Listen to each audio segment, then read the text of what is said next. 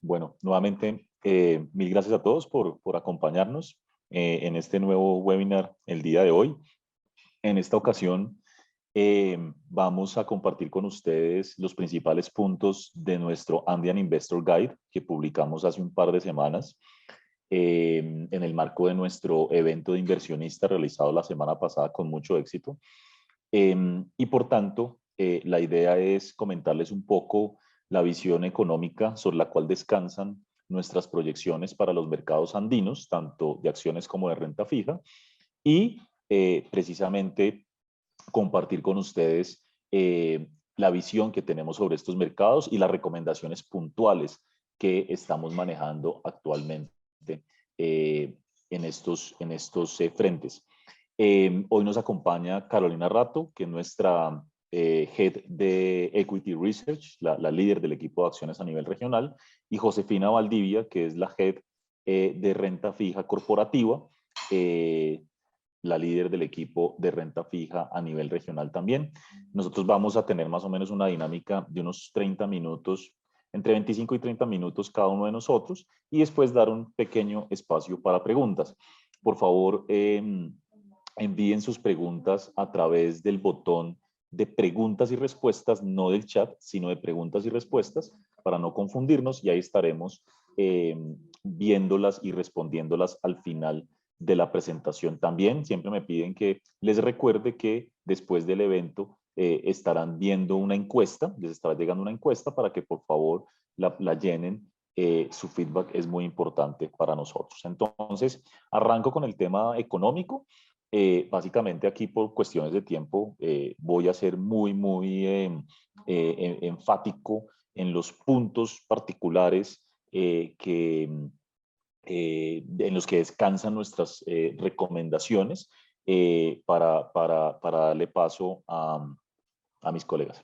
Bueno, lo primero que hay que decir es que tanto Chile como Colombia como Perú mantienen una senda de recuperación favorable. En todos los casos, seguimos manteniendo o seguimos viendo un incremento importante de la actividad económica, una recuperación, pero pues hay que reconocer que la incertidumbre política está nublando las perspectivas hacia adelante. Inclusive, pues no es solamente una situación que esté enfrentando Chile o Perú, por ejemplo, sino que realmente lo estamos viendo en Argentina, en Brasil, en México, ¿no? El tema político jugando un rol significativo. Lo que estamos viendo actualmente, entonces, es una recuperación importante de la movilidad, que es esta gráfica que ven aquí a la izquierda arriba, un repunte en casi todos los países. Ha habido una especie de estabilización en el caso particular de México, pero por lo demás estamos recuperando niveles por lo menos, bueno, de actividad, pero de movilidad pre-crisis. Brasil y Colombia son los que están llevando la delantera en esa reapertura de las economías. De hecho, solamente hay 3 países en la región que están creciendo ya por sobre los niveles del 2019, es decir, los niveles prepandemia. Son Chile, Brasil y Colombia. Lo que pasa es que hay que recordar o reconocer que la explicación del por qué están creciendo versus el 2019, estas otras barras son 2020, pero pues eso no dice mucho, ¿no? Por el tema estadístico del año pasado. Estas barritas chiquitas muestran el liderazgo de estos 3 países. La realidad es que hay razones relativamente diferentes del por qué estos países crecen y los otros no. El caso peruano, ya el último dato disponible muestra 0 aquí de crecimiento versus el 2019. Pues está muy explicado por el tema político, el ruido político que está frenando la actividad, sobre todo la inversión privada, y Argentina y México, que pues son países que usualmente tienen problemas y siguen teniendo problemas estructurales, sobre todo por el lado de la inversión. Eh, como digo, la mayoría de países recuperando sus niveles de actividad prepandemia y un muy buen comportamiento, afortunadamente, del virus en los últimos meses, que ha permitido que las economías se reabran. Vale la pena mencionar que pues la famosa tercera ola en la región, ¿no? De la que tanto se habla, pues afortunadamente se sigue aplazando y se sigue aplazando y se sigue aplazando y ojalá no llegue, ¿no es cierto? Pero hablábamos de que era finales de septiembre, principios de octubre, ya se habla que octubre, finales o noviembre, ¿no? Entonces eso es buena noticia y claramente le da espacio a las economías. En la región Chile y Brasil lideran la vacunación, quedados atrás Bolivia y Perú, pero como siempre digo, la buena noticia es que se ha venido acelerando el proceso en todos los países, son estas curvas que vemos acá, y es de esperar que pues, todos los países vayamos convergiendo en los próximos meses. Estas gráficas, yo digo, son un poco una telaraña difíciles de apreciar bien, pero sí quiero dar un par de mensajes porque esto abarca toda Latinoamérica. La realidad, cuando ustedes arrancan aquí, miran el PIB 2021, es que en todos los países estamos viendo una revisión sistemática al alza de las proyecciones de crecimiento económico desde el primer trimestre de este año. En todos los casos, las líneas punteadas son Chile, Perú, Colombia. Hay una excepción, que es Perú, ¿sí? Y obviamente eso explicado por el tema político. Para el 2022, yo digo, no le hagamos tanto caso. La verdad es que en la medida en que el crecimiento del 2021 es mucho más fuerte, el 2022 se revisa un poco a la baja por tema netamente estadístico. Dicho eso, los países que van a seguir más rezagados en la recuperación son Brasil, Argentina y México. Y pues lo de Perú está por verse, ¿no? Definitivamente, como decimos nosotros, es un escenario binario dependiendo de cómo se va dando el contexto político. El otro mensaje es que por el mayor crecimiento económico y por los problemas que hemos visto logísticos, de transporte, precios de commodities, pues las expectativas de inflación han subido significativamente de manera muy material en toda Latinoamérica y en este caso no solamente 2021, sino 2022.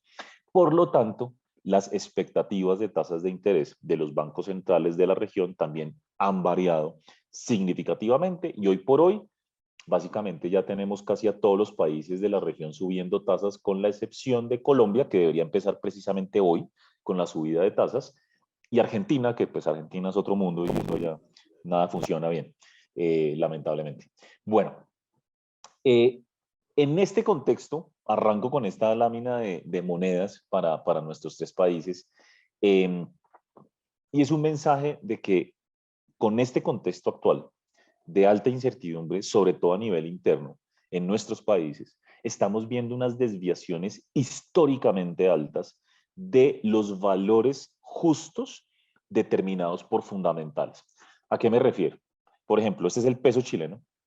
Lo que uno ve es que cuando uno mira el precio del cobre, las exportaciones, el crecimiento económico, las expectativas de tasas de interés, según eso que usualmente ha explicado el tipo de cambio, el dólar debería estar por los lados de 7.30, 7.40, ¿cierto? Hoy, de hecho, esto solamente tiene una semana o como 4 días hábiles de rezago, ya el peso chileno está, o el dólar en Chile está por los lados de los 810, arrancó hoy, una locura la desviación.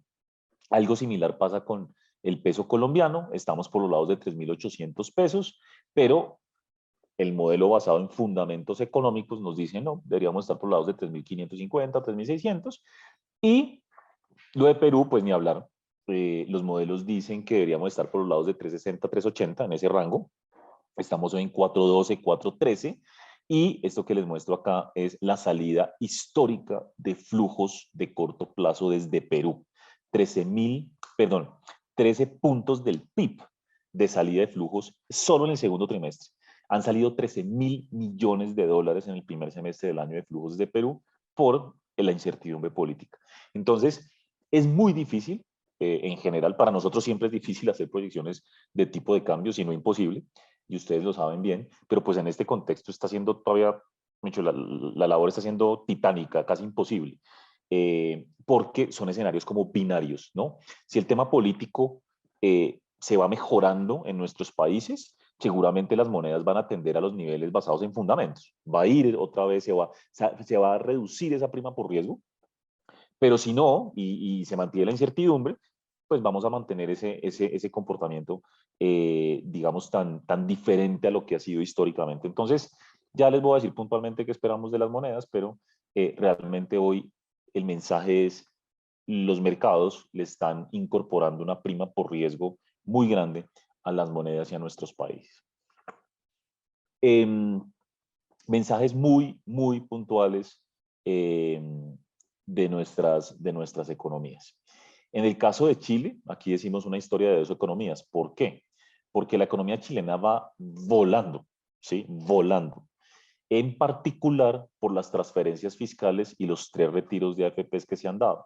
Según estimaciones del Banco Central de Chile, los hogares chilenos van a recibir algo así como 30 puntos del PIB en el acumulado de transferencias fiscales y retiros de AFPs. 30 puntos del PIB. Eso es una locura, es un número realmente absurdo, ¿sí? Que incluso supera los números de algunas economías desarrolladas. Entonces, Chile está inyectando mucha liquidez a través de transferencias fiscales, particularmente, como digo, y los retiros de AFPs.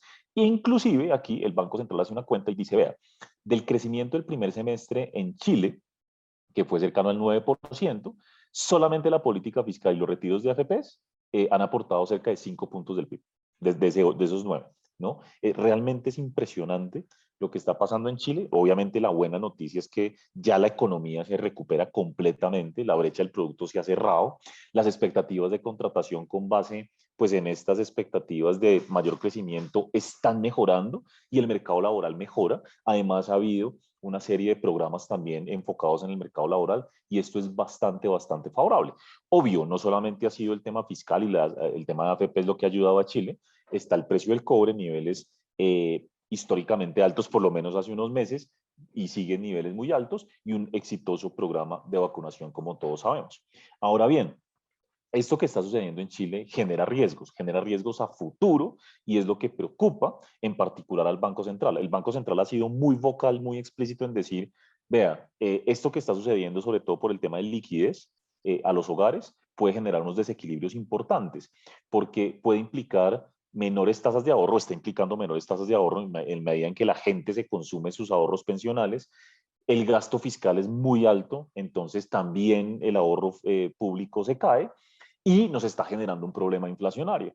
Aquí están las expectativas de costos por parte de las empresas, están en niveles excesivamente altos. Además a eso se suma pues todo el contexto internacional que hemos visto de precios de commodities, de insumos, de transporte muy altos, en un contexto además en Chile donde los inventarios permanecen muy bajos. La gente recibió mucho dinero de un momento a otro y las empresas aún no se han ajustado a esta época post pandemia, ¿no? Entonces, los empresarios, de hecho, no dan abasto con la demanda y eso pues genera unos riesgos inflacionarios, a tal punto que el Banco Central ha empezado un proceso que creemos va a ser agresivo de incrementos de tasas de interés.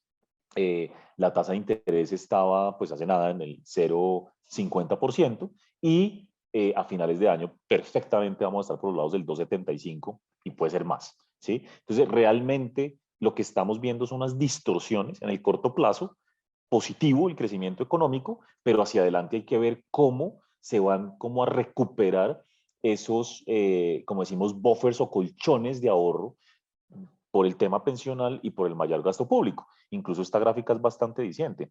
Este es el Fondo de Estabilidad Económica y Social de Chile, los ahorros soberanos del país, del principal fondo, tenían 15.000 millones de dólares la economía chilena ahorrados, el gobierno chileno, y esto va a llegar más o menos a 2.000, 3.000 millones el próximo año. O sea, se los consumieron todos en medio de la pandemia, pero además de la crisis social que comenzó a finales del 2019. Y obviamente, pues estamos inmersos en el tema político. Hay elecciones generales, presidente y Congreso en noviembre, y vemos que sigue liderando las encuestas Boric, que es de izquierda. Entonces, por supuesto, eso mantiene a los inversionistas con bastante moderación. Lo que dice la historia es que, la historia no siempre se repite, pero lo que ha dicho la historia recientemente es que en las primarias, el candidato que obtiene o la coalición que obtiene el mayor número de votos es el que termina ganando la presidencia.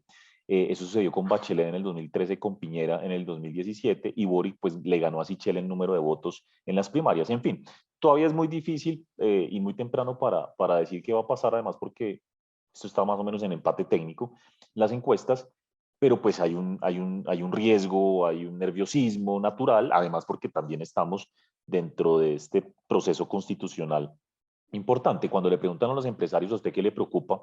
La política y la crisis social, o sea, todo el tema sociopolítico. Entonces, hasta que no haya claridad en estos frentes, definitivamente va a ser difícil ver una reactivación, sobre todo la inversión privada. Miren que estos son los planes de inversión de las empresas, cómo va disminuyendo en el mediano largo plazo.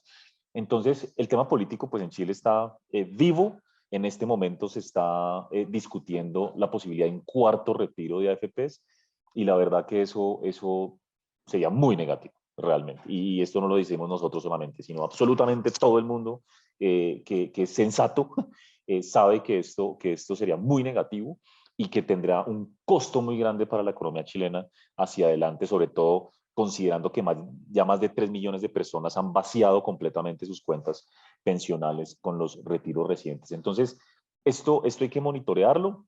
Nuestro escenario base muy importante asume que no se aprueba el cuarto retiro, pero pues como estamos de cara a elecciones, a porta de elecciones, no se puede descartar. O sea, el riesgo es bastante alto. ¿Eso qué implica? Bueno, hoy tenemos una economía chilena que esperamos que crezca más del 11% este año y el 2% el próximo año. El próximo año se modera bastante porque la inversión debería desacelerarse, como lo estamos viendo, y porque pues hay un efecto base estadístico muy fuerte. Pero esto podría ser más este año si se aprueba el cuarto retiro y probablemente el crecimiento del próximo año también podría ser un poco más si se aprueba el cuarto retiro. Lo que pasa es que eso se vería compensado muy fuertemente con una inflación más alta, que ya va a ser alta este año, por los lados del 6%, 5,5%, el próximo año cerca del 4%, casi que por fuera del rango meta del Banco Central, y si se aprueba un cuarto retiro, esta inflación va a ser más alta que eso y las tasas de interés, que esperamos en 2,75 este año y 4,50 el próximo, serían mucho mayores. De hecho, estimamos que si se aprueba el cuarto retiro, perfectamente en el 2022 podría haber una tasa de interés del banco de 6%. La verdad es que esto es muy dependiente de lo que haga el Congreso, muy dependiente de la política, eso es particularmente cierto en Chile, y pues por eso es que los escenarios son como binarios. Entonces aquí tenemos que el tipo de cambio este año cerraría por los lados de 7,80, nos estamos alejando ya de eso en el spot, y 7,50 el próximo año. La realidad es que todo depende de cómo se dé el tema constitucional y se dé el tema de la presidencia. Aquí siempre digo, es un escenario binario. Si las cosas salen muy bien, en lo político se van mejorando, el dólar se va a ir en Chile a 7,40, 7,30. Si no, pues va a seguir subiendo. Entonces aquí realmente estamos jugando más como con valores esperados, pero de todas maneras, si asumimos que las cosas pueden ir mejorando conforme pasa el tiempo. De todas maneras, pues la incertidumbre es muy alta, muy difícil pronosticar sobre la política y dependiendo de cómo se vayan dando las cosas, seguramente vamos a ir mirando el desarrollo de los mercados. En el caso de Colombia, lo que estamos viendo es una resiliencia muy fuerte. Tal vez los tengo aburridos ya muchos que me han escuchado antes cuando les digo y vuelvo, insisto en el tema de que Colombia ha sido muy resiliente porque Colombia no tuvo retiros de AFPs, eso no se permitió en Colombia. Y por el otro lado, Colombia implementó uno de los paquetes fiscales más pequeños, de hecho, diría yo, de mercados emergentes, viendo algunas gráficas del Fondo Monetario Internacional.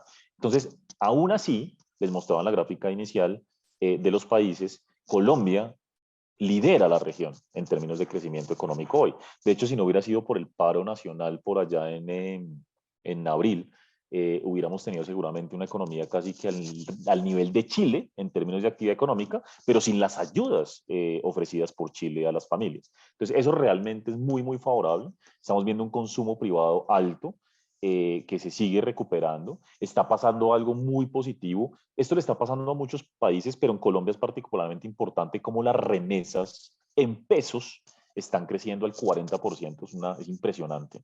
Está creciendo más o menos un punto del PIB las remesas son muy importantes para varias regiones del país y eso se ve reflejado en el consumo.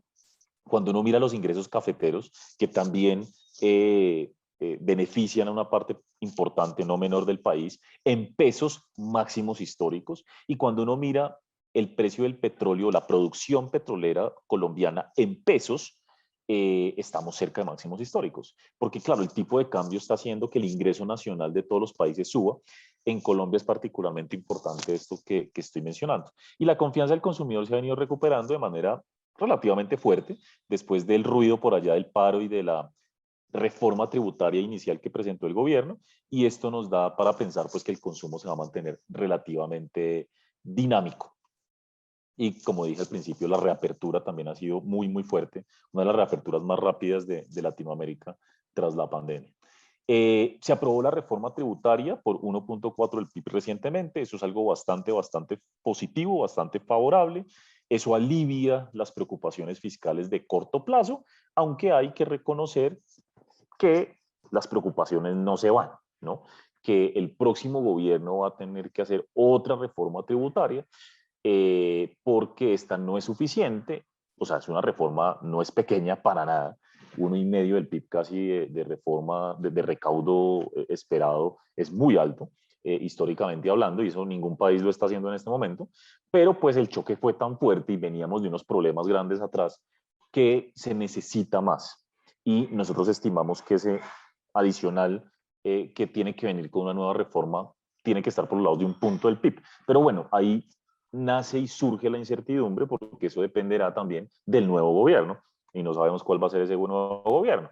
Vale la pena resaltar o recordar dos cosas importantes. La reforma tributaria que se acaba de aprobar eleva los impuestos a empresas y mantiene una sobretasa de 3 puntos porcentuales al impuesto de renta al sector financiero, a los bancos. Entonces, esto es muy importante cuando estamos analizando las opciones de inversión en Colombia, porque la tasa de tributación de todo el sector corporativo va a subir y, entre comillas, el más castigado es el sector financiero, porque eso pues, fue lo que decidió el Congreso.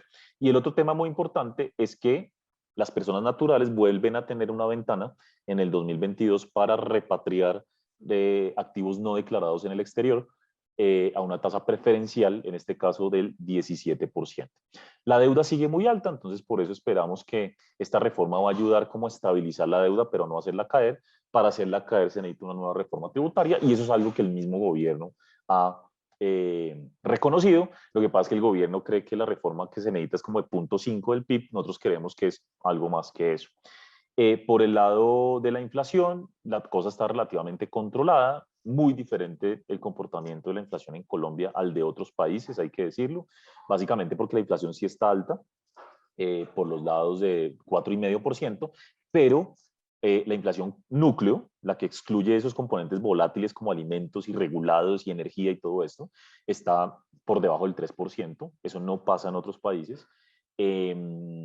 Entonces el banco va a empezar su inicio de subida de tasas, su ciclo de subidas de tasas hoy, en su reunión de hoy es la expectativa, pero debería de ser un ciclo gradual, no como le ha tocado a Chile, no como le tocó a Perú.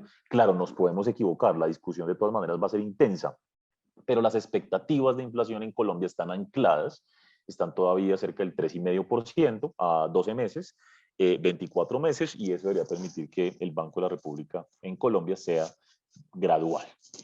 El tema electoral no me va a tener mucho acá, lo hemos mencionado bastante en webinars pasados. Igual les quiero hacer un par de comentarios simplemente. Las encuestas siguen dando ganador a Gustavo Petro, pero incluso hablando con analistas políticos en webinars que hemos tenido, hombre, es muy difícil entender cómo es que una encuesta como esta muestra a Petro con 30% y otra encuesta, otras dos muestran a Petro con 16 y 17. Claramente es un tema metodológico, ¿no? Es la muestra. Es, por ejemplo, que esta encuesta, que es la más reconocida del país, me atrevo a decir, excluye los indecisos. Eso no tiene sentido. De hecho, les digo, en las otras encuestas, Centro Nacional de Consultoría, la encuesta de Guarumo, cuando uno mira indecisos y voto en blanco, la suma da 50%. Eso es relevante. Esa es la cifra relevante. ¿Qué va a pasar con el 50%? Estas encuestas, yo digo, dicen mucho y al tiempo dicen poco, porque estamos muy lejos todavía. Hay que simplemente de pronto sí mencionar que Petro ha venido perdiendo algo de fuerza después del paro, porque su partido político alentó el paro fuertemente y el paro tuvo violencia. Por ahí se metió un candidato poco conocido a nivel nacional de tercero. Esto no debería durar mucho, pero lo que demuestra es que, igual que en el resto de la región, esto es para un lado y para el otro y no vamos a saber qué va a pasar sino casi que el último día de la elección. Y muchos de los candidatos por los cuales preguntan las encuestas seguramente se van a unir, van a hacer una alianza. Entonces, pues, hombre, obviamente aquí los votos quedan súper dispersos, pero aquí vamos a ir poco a poco viendo que esto se converge, ¿no? Y muy importante, aquí no hay candidatos de derecha oficiales todavía. La derecha suele elegir su candidato al final del año. Yo siempre les recuerdo a todos que los últimos dos candidatos de derecha que llegaron a la segunda vuelta, Zuluaga y Iván Duque, fueron elegidos por sus partidos políticos en noviembre, diciembre, antes de las elecciones. O sea, todavía nos falta ese pedazo muy grande que es la derecha en Colombia. Importante recordar, y esto difiere de manera no menor, diría yo, versus otros países, que en Colombia la gente se percibe todavía de derecha, en su mayoría. Lo que ha venido creciendo en los últimos años es el centro, ¿sí? Entonces, digamos que al final es posible que el centro tenga un alto chance, seguimos viéndolo así, yo creo que en eso coinciden buena parte de los analistas políticos, y no todos, pero la mayoría con los que hemos hablado. Obviamente, si gana el centro o no, pues va a depender de la estrategia del centro, ¿no? Pero la gente se identifica cada vez más con el centro como dando una señal de que hay un cansancio de los extremos y los radicalismos.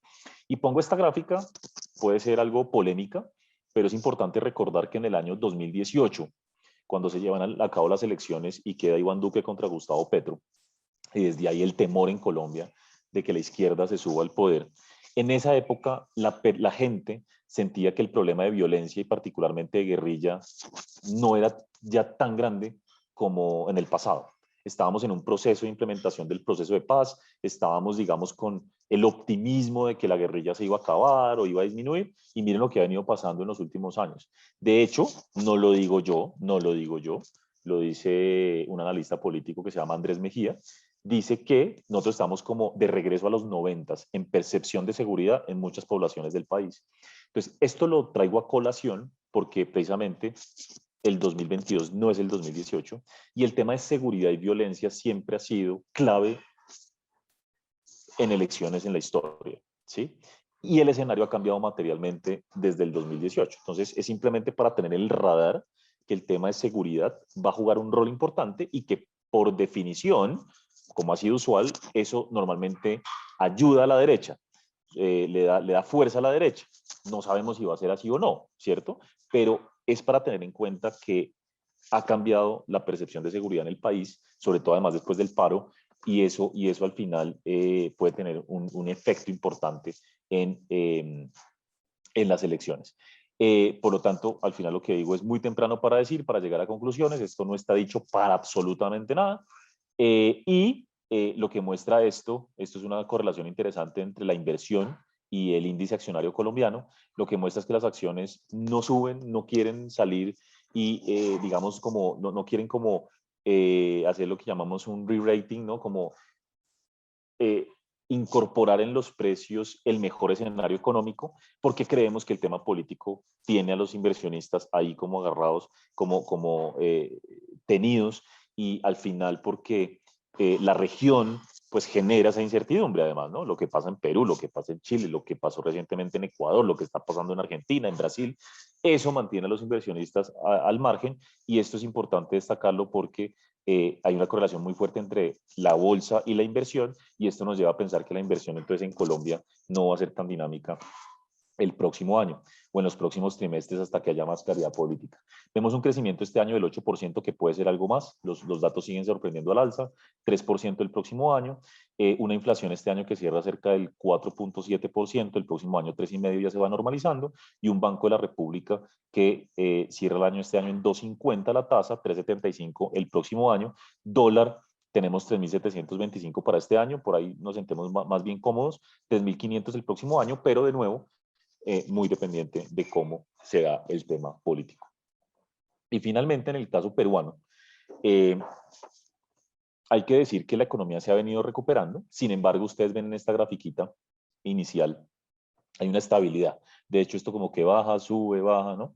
Y es, pues, el tema político explicando el comportamiento de la actividad. Hemos visto sobre todo un consumo muy dinámico, un consumo privado. Este es un índice de consumo de nuestro banco, el Banco de Crédito, con uso de tarjetas crédito y débito, con compras de pollo, compras de tiquetes de transporte público. Y esto muestra que efectivamente el consumidor está animado y que está superando las compras de la pandemia. Estamos ya por arriba de esos niveles prepandemia en consumo de los hogares, lo cual es muy favorable. Además, hay que recordar que Perú se ha beneficiado también por el retiro de AFPs, por retiros de CTs y por transferencias fiscales, que también han sido importantes. Entonces, el consumidor se ha visto beneficiado con eso. Y ese consumidor mismo ha beneficiado el sector construcción. El sector construcción es uno de los líderes del crecimiento en Perú, es una buena noticia. Dicho eso, pues esto está muy explicado por la autoconstrucción, por el mayor nivel de recursos que tienen hoy los hogares. Y también hay que reconocer que el gobierno ha venido gastando y ejecutando a un mayor ritmo obras públicas, particularmente en los proyectos de reconstrucción del norte y en grandes proyectos de infraestructura. Esto es positivo en general y es importante que ustedes como que tengan presente que lo que está ayudando a la economía peruana, lo que está jalando en este momento es el consumo en los hogares, por todos los recursos que les han llegado. Segundo, la tasa de ahorro está en máximos históricos, la tasa de ahorro privada en Perú en este momento, los precios de los metales ayudando y también el gasto público contribuyendo. Si la economía no creciera más este año, se mantuviera en el nivel actual durante lo que resta del 2021, la economía crecería alrededor del 11%, la economía peruana, pero pues el año pasado cayó el 11%, ¿no? Entonces simplemente un efecto rebote. Nosotros creemos que puede contraerse un poco al final del año, levemente, básicamente por pues el tema político que creemos ya hay indicios, está impactando negativamente la inversión privada. De hecho, destaco esa gráfica que está aquí arriba a la izquierda y es que la confianza empresarial está prácticamente en mínimos históricos. Ustedes ven dos números que son más abajo, pero esos son por choques externos. La crisis financiera global del 2008-2009, la pandemia, es la primera vez que la confianza empresarial cae tanto por un tema interno, ¿sí? Entonces, básicamente, por temas internos estamos en mínimos históricos, o por lo menos desde que existe la serie, ¿no?, de confianza de los empresarios. Y eso va a impactar la inversión. Entonces, ¿cuál es la expectativa? Tenemos la expectativa de que el próximo año la economía crecerá 2%. De todas maneras, va a crecer la economía. Crece por el precio del cobre, por el mayor crecimiento de socios comerciales, porque entran en operación nuevas minas, entra Toromocho, Quellaveco y Mina Justa, y tenemos un consumo contenido y es de esperar que el gobierno mantenga los programas sociales muy activos, ¿no? Además es típico de un gobierno de izquierda, tratar de generar empleo, dar más transferencias, más subsidios, y eso va a ayudar al consumo privado. Y por tanto la política fiscal va a mantenerse expansiva. Sin embargo, esperamos una contracción importante de la inversión privada, esperamos una contracción del 7% de la inversión privada y eso le va a restar más o menos 2 puntos de crecimiento a la economía y llegamos al 2%. Obviamente esto es supremamente complejo, incierto, ¿no? Y todo va a depender de cómo se dan las cosas a nivel político. Hasta ahora, total confusión. El presidente Castillo y el ministro de Hacienda dicen una cosa, viajaron a Estados Unidos y a México diciendo que la inversión privada no tenía nada que preocuparse, que todo el mundo fuera tranquilo a invertir en el Perú, que se van a respetar los derechos a la propiedad privada, pero por el otro lado, al mismo tiempo, simultáneamente, el primer ministro peruano, Bellido, viene diciendo que si no se renegocia el contrato de gas de Camisea, pueden nacionalizar el gas. Entonces uno dice, bueno, y entonces como a quién le creemos, quién es el que manda, ¿no es cierto? Y seguimos en esa discusión y no salimos de ahí. Hoy se da una interpelación a un ministro, al ministro de Trabajo, hombre, la verdad es que Castillo dice una cosa, el primer ministro otra, escucha, muy difícil así, y por eso creemos que la inversión va a tender a caer el próximo año, a no ser pues que las cosas vayan siendo mucho más claras, ¿no?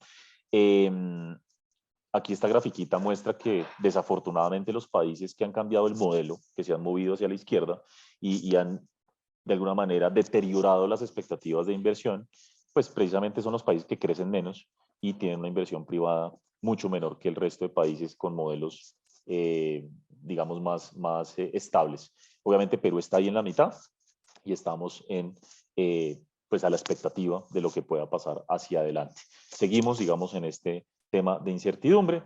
El Banco de la República, del Banco Central de Perú va a subir tasas y entonces estas son las proyecciones.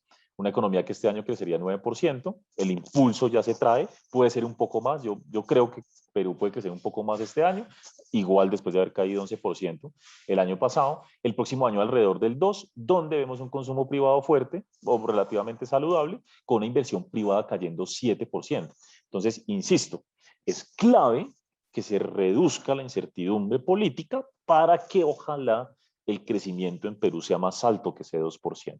Va a ayudar los vientos externos a favor, va a ayudar mucho el tema pues, fiscal, la reapertura de la economía, el proceso de vacunación que avanza, pero lo clave es este numerito. Este numerito es la clave, menos 7%.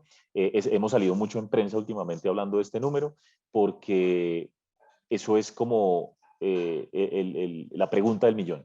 El Banco Central de Perú asume 0% de crecimiento en la inversión privada, pero hay think tanks muy reconocidos en el Perú que ven caídas de 2 dígitos, de 12, 14%, ¿no? Entonces estamos en un nivel de incertidumbre muy grande y por tanto el nivel de incertidumbre sobre el PIB el próximo año es muy alto. Vemos una inflación este año 5% altísima, la devaluación del dólar ha jugado un rol ahí, 3% el próximo año metiéndose dentro del rango meta, con un banco central que subiría la tasa más o menos hasta un 2% y está en 1%, pero claramente el riesgo está sesgado al alza.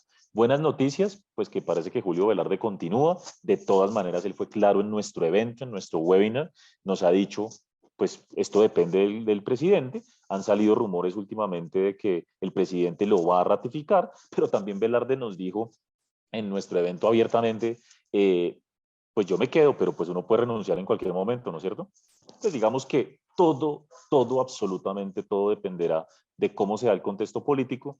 Me parece en lo personal, en lo netamente personal, que Pedro Castillo y Pedro Franqui, el ministro de Hacienda, han sido mucho más moderados que al principio. Creo que están dando unos mensajes de dientes para afuera, como decimos, que son relativamente favorables. En el margen ha mejorado un poco, pero el problema es su partido político dentro del Congreso que sigue empujando un cambio constitucional y su primer ministro. Entonces vamos a ver cómo se dan las cosas y ese conflicto interno, cómo se dirime, pero eso es lo que nos tiene, digamos, como al margen. Paro ahí, eso era por mi lado. Le doy el paso a Carolina Rato, nuestra líder del equipo de acciones, para que nos cuente la visión del mercado accionario andino. Bueno, buenos días a todos, gracias por estar presentes hoy acá. Voy a compartir la presentación, vamos a ver un poquito de acciones. La verdad que ha sido un año duro y no sé si voy a traer tan buenas noticias, pero intentaremos buscar las oportunidades como siempre. Así que a ver si se ve la presentación. Estoy compartiendo, ¿no? Sí, estás compartiendo. Sí, Caro, pero se ve no completa, sino... ¿Ahí se ve bien o no? No, es decir, ya, haz lo que hiciste la otra vez, porque se ve muy pequeña. Sí, a ver, déjenme ver.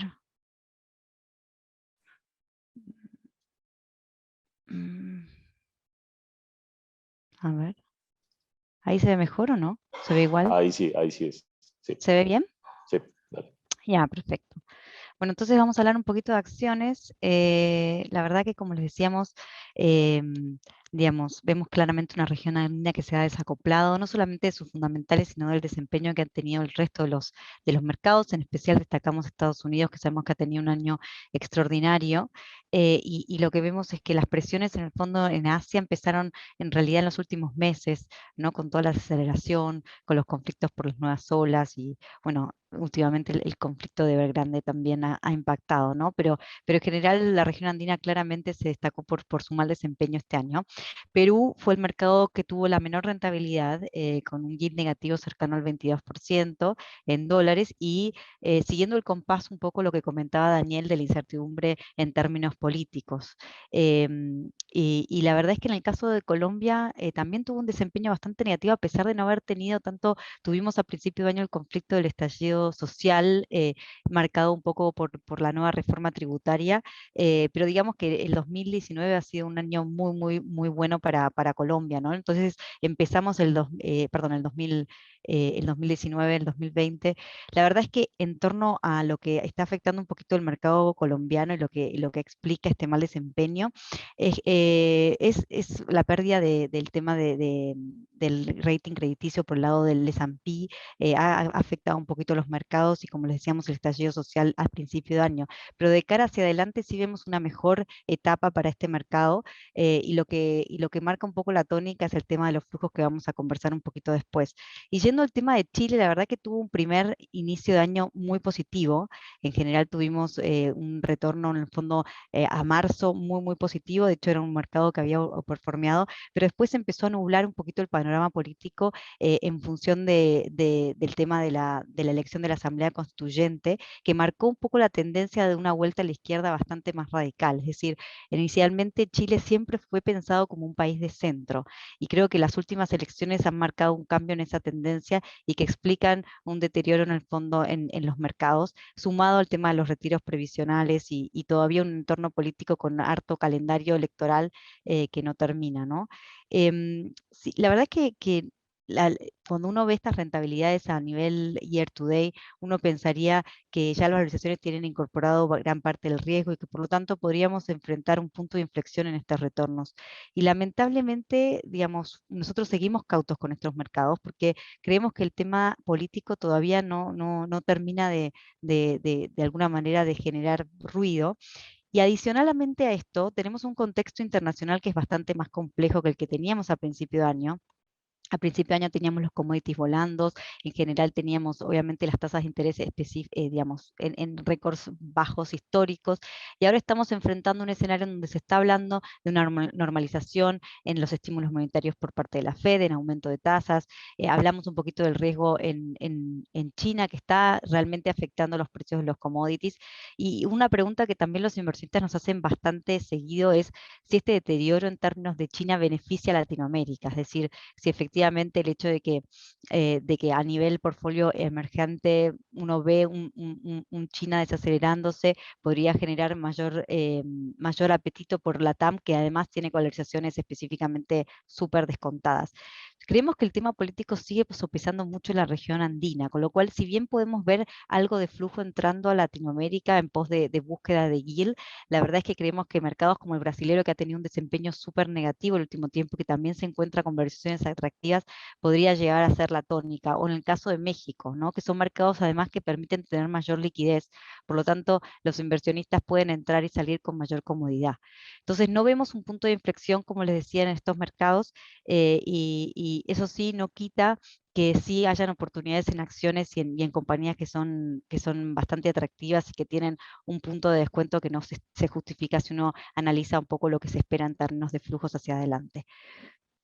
Bueno, yendo un poquito a los flujos, la verdad es que este relato también tiene relación, como les decía, con lo que está pasando a nivel de flujos, que hemos visto a nivel generalizado digamos, la ausencia del flujo extranjero, pero el comportamiento fue un poco distinto en los mercados de la región.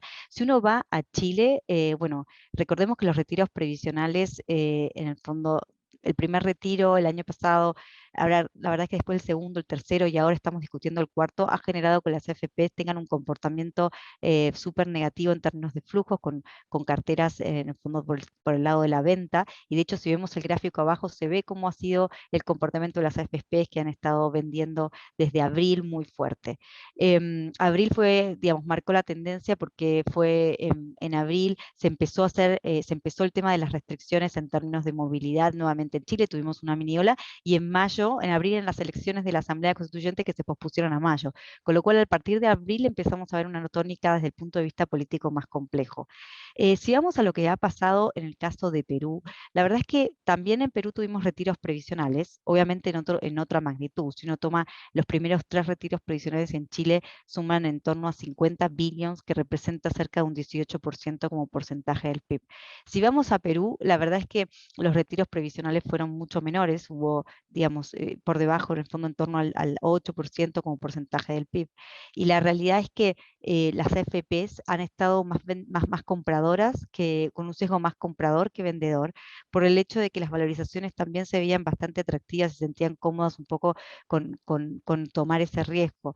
Pero el problema de Perú ha sido el inversionista retail. Lo comentó Daniel, la verdad que hemos tenido una fuga impresionante de inversionistas retail en Perú, que explica un poco las rentabilidades y los retornos que hemos tenido en ese mercado. La verdad que el extranjero también está súper cauto en Perú, pero la verdad es que el extranjero nunca fue tan relevante. Sabemos que obviamente hay ADRs que se transan por la bolsa local. La verdad que el flujo extranjero sí siempre fue poco, ¿no? Por el nivel de liquidez que muestra el mercado peruano. Si vamos a Colombia, las AFPs también han estado digamos, con una tónica más compradora, y la verdad es que el desempeño, digamos, negativo en términos de volúmenes lo explica más que nada la ausencia de los extranjeros, que ya llevan más de 3 años fuera de la bolsa colombiana. En general, el problema que vemos hacia adelante por el lado de los flujos en Colombia es que las AFPs han llegado a los límites regulatorios máximos en varias de las compañías del Colcap. Por lo tanto, en el fondo necesitamos un poco el inversionista extranjero para generar mayor valor en ese mercado. También siempre hay una preocupación adicional por el nivel de concentración que tiene Colombia. De hecho, cuando se anunció en su minuto que Ecopetrol podría haber hecho un aumento de capital, con lo que implicaría aumentar mucho su ponderación en el índice, tuvo digamos, un sesgo negativo, un overhang en la bolsa local, porque la mayor concentración en Colombia es algo que los inversionistas sí les preocupa, y es algo que en el fondo no les gusta de la bolsa colombiana. Bueno, hay algunas consideraciones particulares, como pensando un poquito hacia qué es lo que se viene en cada uno de los mercados. Como les decía, la tónica sigue siendo de cautela hacia nuestros mercados, especialmente ponderando el tema político y el tema de los flujos. Ahora, ¿cuáles son las fechas y los hitos que uno tiene que tomar en cuenta en cada uno de los mercados? En el caso de Chile, estamos discutiendo el cuarto retiro provisional. Se estima que este retiro podría alcanzar entre 15 o 17 billions, que se suma a los 50 billions que ya se retiró. Hace 2 días se aprobó en la Cámara de Diputados y falta la aprobación en la Cámara del Senado. Es una discusión que es difícil aventurar en el fondo el outcome, porque la verdad es que ha habido mucha discusión al respecto, y es muy difícil saber cómo va a ser esa carrera. Están peleando voto a voto. De hecho, en la Cámara de Diputados digamos, se aprobó con un voto a favor de diferencia entre los que votaban en contra y los que votaban a favor. Y sí se espera que en el Senado sea más difícil que aprobar en diputados. O sea, todo el mundo pensaba que en diputados iba a ser más fácil, con lo cual hay que ver cómo se da. Todavía no hay una fecha anunciada para la votación, pero debiera ser en octubre. Después, en noviembre, tenemos la primera vuelta presidencial, en donde, como comentó Daniel, Boric es el candidato que está liderando, que es un candidato de izquierda. Y después está en diciembre, el 19 de diciembre, la segunda vuelta presidencial. Lo más importante, más allá de monitorear el tema obviamente presidencial, es que estamos en un proceso de cambio de la nueva constitución, de redacción de una nueva constitución. ¿Y eso qué implica? Implica que probablemente las reglas de juego van a cambiar. Entonces, hay algunos que plantean que, digamos, si uno analiza un poco las posturas de los constituyentes, es probable que cambiemos el sistema presidencial por uno semipresidencial o un sistema parlamentario, o que tengamos una única cámara, sea unicameral en vez de bicameral. Entonces, la verdad es que muchas veces uno piensa que la elección presidencial va a definir un poco el entorno político hacia adelante, y uno dice, bueno, ¿cuál es el plan económico del nuevo gobierno? Y sobre eso hay que trabajar. Y la verdad es que esto puede cambiar, porque si eventualmente la Constitución marca la pauta de un sistema nuevo, también va a definir la transición a ese sistema. Lo que quiere decir es que podemos tener en 2 años más nuevamente elecciones para elegir al nuevo presidente bajo el nuevo sistema. Entonces, es muy importante entender cuándo finaliza el plazo de la redacción de la nueva Constitución, porque ahí vamos a tener mayor visibilidad de lo que nos enfrentamos. El plazo máximo por Constitución es el julio 2022, que es 12 meses después de la primera sesión de la Asamblea Constituyente, pero hay bastante consenso de que esto se va a alargar, y que probablemente se alargue hasta un año más. O sea, es decir, puede ser que este nivel de incertidumbre lo mantengamos hasta julio 2023. Efectivamente, vemos que el nivel de valorizaciones está realmente muy atractivo, apalancado por un crecimiento de utilidades récord este año, en parte influenciado por los estímulos fiscales y los retiros previsionales. Dado esa situación, nosotros creemos que si no se da el cuarto retiro previsional, probablemente vamos a ver un mini rally en la bolsa local, pero esto debiera ser un veranito de San Juan, porque como les comentamos, hay mucha incertidumbre y esta incertidumbre no se acaba en noviembre o en diciembre con las elecciones presidenciales. Yendo un poquito a Perú, bueno, ahí contó algo Daniel de lo que está pasando hoy. La verdad es que lo que hay que monitorear es obviamente el tema del nombramiento de los directores del Banco Central, si Velarde se queda o no se queda, aparentemente se queda, pero esto parece una novela, en el fondo uno dice, bueno, ya firmó y todavía no podemos, digamos, grabarlo con sangre. Y lo más importante es el tema del conflicto que se vive hoy dentro del gobierno, dentro de una fase, digamos, una parte del gabinete que está, digamos, que es muy radicalizada, algunos con conexiones con el Sendero Luminoso, y alguien, digamos, y un Francle o un Castillo que tratan de tener una visión un poquito más moderada. En esa dinámica también entra cómo va a ser la tensión con el Congreso, y algo comentaba también Daniel sobre el hecho de que Bellido, que es el primer ministro, dijo que está negociando, quiere negociar los contratos con Camisea, pero que si Camisea, digamos, la compañía de gas no está dispuesta a darle mayores ingresos al fisco, ellos podrían nacionalizar la compañía.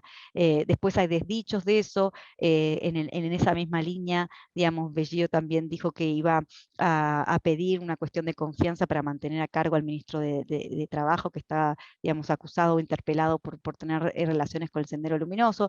Entonces hay una disputa dentro del mismo gabinete que se acopla, digamos, o se suma a la disputa que tiene con un Congreso que está en oposición. Y eso la verdad es que va a ser súper clave para entender cómo van a ser las políticas de gobierno, las políticas económicas hacia adelante y cómo se va a mover también el mercado. Hoy por hoy, cosas que están afectando bastante el mercado local, además del tema político, son puntualmente esas definiciones que se tienen que hacer sobre el royalty a la minería, sobre el tema impositivo. Entonces, eso al final del día es difícil poder plasmarlo en los modelos porque todavía hay bastante incertidumbre. Lo que sí, digamos, creemos que digamos, al igual que en Chile, las utilidades están creciendo de manera importante, impulsadas un poco por el tema de precios al alza de los metales, pero también por una recuperación muy fuerte de lo que es consumo y construcción. Y dicho esto, también estamos viendo con cierta preocupación algún aumento en tensiones en lo que son las operaciones mineras con las comunidades. Algunas huelgas que hemos visto, de hecho Buenaventura, Nexa en algún punto tuvo que cerrar la operación. Entonces estamos viendo que ese tema está empezando a sonar un poquito más fuerte y es algo que también hay que seguir monitoreando. Yendo un poquito al mercado colombiano, la verdad es que ahí también tenemos temas políticos, pero por lo menos vamos a esperar un poquito más, vamos a tener algo de aire. Básicamente tenemos elecciones el próximo año, en marzo están las elecciones del Congreso, en mayo la primera vuelta de la elección presidencial y en junio la segunda vuelta de la elección presidencial, pero de cara a los próximos 6 meses sí estamos viendo con optimismo el mercado colombiano, un poco porque si bien uno habla de Petro y estos candidatos que pueden llegar a ser más radicales dentro de la elección presidencial, no estamos hablando de un cambio en las reglas del juego. En el caso de Perú, me olvidé mencionarlo, pero si bien no estamos hoy por hoy insertos en un cambio de constitución, sí Castillo dijo que tenía una voluntad digamos, de iniciar un proceso de redacción de una nueva constitución, y esto tendría que pasar por el Congreso, pero digamos, lanzó en algún minuto la idea de que podría llegar a ser a través de un referéndum, como para generar cierta presión. Esa discusión no está en Colombia, ¿no? Digamos, esa discusión está hoy en Chile, hay rumores de que puede pasar algo en relación a eso en Perú, pero en Colombia definitivamente no hay luces de que vayamos a enfrentar un cambio en las reglas del juego tan importantes, y por lo tanto, si bien enfrentamos una elección presidencial, es otro nivel de riesgo el del que estamos hablando. También, como mencionaba, las tensiones sociales, la verdad que han disminuido con la aprobación de la nueva reforma, que si bien se espera que eventualmente en 2 años más tengan que buscar una nueva reforma, digamos, fiscal, por lo menos esto apañó un poquito las aguas en la plaza local, y el tema de la recuperación con niveles de vacunación bastante optimistas y positivos para el mercado colombiano también apuntalan un poquito esta recuperación económica y este crecimiento en los earnings. En términos del precio del petróleo, la verdad que igual estamos en torno a los 60, 65, 70, en el fondo esos son los niveles que estamos manejando y no esperamos algo tan distinto. Y eso es beneficioso para el caso de Colombia, ¿no? Bueno, yendo un poquito a las valorizaciones, como les decía, la verdad es que las valorizaciones se encuentran en niveles históricos y una de las cosas que destacamos acá es que Chile ha perdido como la calidad de ser como el mercado premium, ¿no? El mercado que siempre transaba como un premio respecto al resto. La verdad que estamos en niveles de múltiplos bastante similares y, y digamos, una de las cosas que nos preguntamos y que algunos inversionistas nos preguntan, ¿por qué hoy por hoy las valorizaciones no terminan siendo un catalizador para las bolsas locales? Y especialmente digamos, en mercados en donde, por ejemplo, en el caso de Chile, en donde tenés acciones que realmente no tienen un impacto directo de cambios en las reglas del juego, porque los flujos no se vieran afectados. Acciones como el retail, en el fondo, que efectivamente, o mismo los malls, que están súper descontados, que no vemos cambios en las reglas de juego relevantes. Y el tema acá hay dos. Uno es fundamental, en el fondo, lo que está pasando a nivel de flujos, el poco apetito que, digamos, se removió en los tres mercados, y especialmente en Chile y en Perú, te diría más en Chile, el comprador de último recurso. Entonces, al final, con un mercado que tiene menor nivel de liquidez y menor nivel de profundidad, hace que los precios al final no tengan un piso, ¿no? Y eso es un poquito lo que está pasando. Y el segundo motivo, digamos, que explica esto, es básicamente la dificultad de poner en números y de plasmar en un modelo o, digamos, de cuantificar estos cambios, ¿no? Porque, como decía, el nivel de incertidumbre es súper alto. Entonces, ¿cuál va a ser el múltiplo al que debiera transar? ¿Cuánto podría alcanzar el riesgo país? Son preguntas que al final del día, tanto por la tasa de descuento como por el nivel de flujos, generan mucha incertidumbre y es difícil de ponerlo en un modelo. Y por lo tanto, los inversionistas prefieren tomar digamos, el peor escenario. Entonces empiezan a apreciar algunas acciones que ya están cerca de sus niveles de liquidación. Es por eso que vemos también que los dividend yields en general de los tres mercados históricamente estaba en torno al 2%. Hoy en todos los mercados estamos más cercanos al 5%. 5% en Chile, en Perú y en Colombia estamos en torno al 4% de dividend yield. Pero lamentablemente no creemos que las valorizaciones por sí solas sean un catalizador. Creo que hay que seguir buscando una normalización en alguna expectativa o algún tipo de incertidumbre que genere una mayor apetito por parte de los inversionistas de nuestros mercados. Bueno, hablando un poquito de la recuperación de utilidades, la verdad que un poco como les decía, estas valorizaciones también se explican porque los múltiplos están bajos, porque las utilidades están creciendo y volando, ¿no? La verdad es que la fuerte recuperación económica ha generado un impacto importante en las utilidades de las compañías, que no se ve solamente si uno se lo compara respecto al 2020, ¿no? Estamos en todos los casos proyectando que los crecimientos sobre los niveles de prepandemia. Es decir, si uno toma, por ejemplo, las utilidades 2021-2019, tenemos un crecimiento de cerca del 9% en el caso de Chile, cerca del 6% en el caso de Colombia, y si en el caso del Perú, 65%, pero si sacamos lo que es minería, en el fondo este crecimiento es en torno al 8%.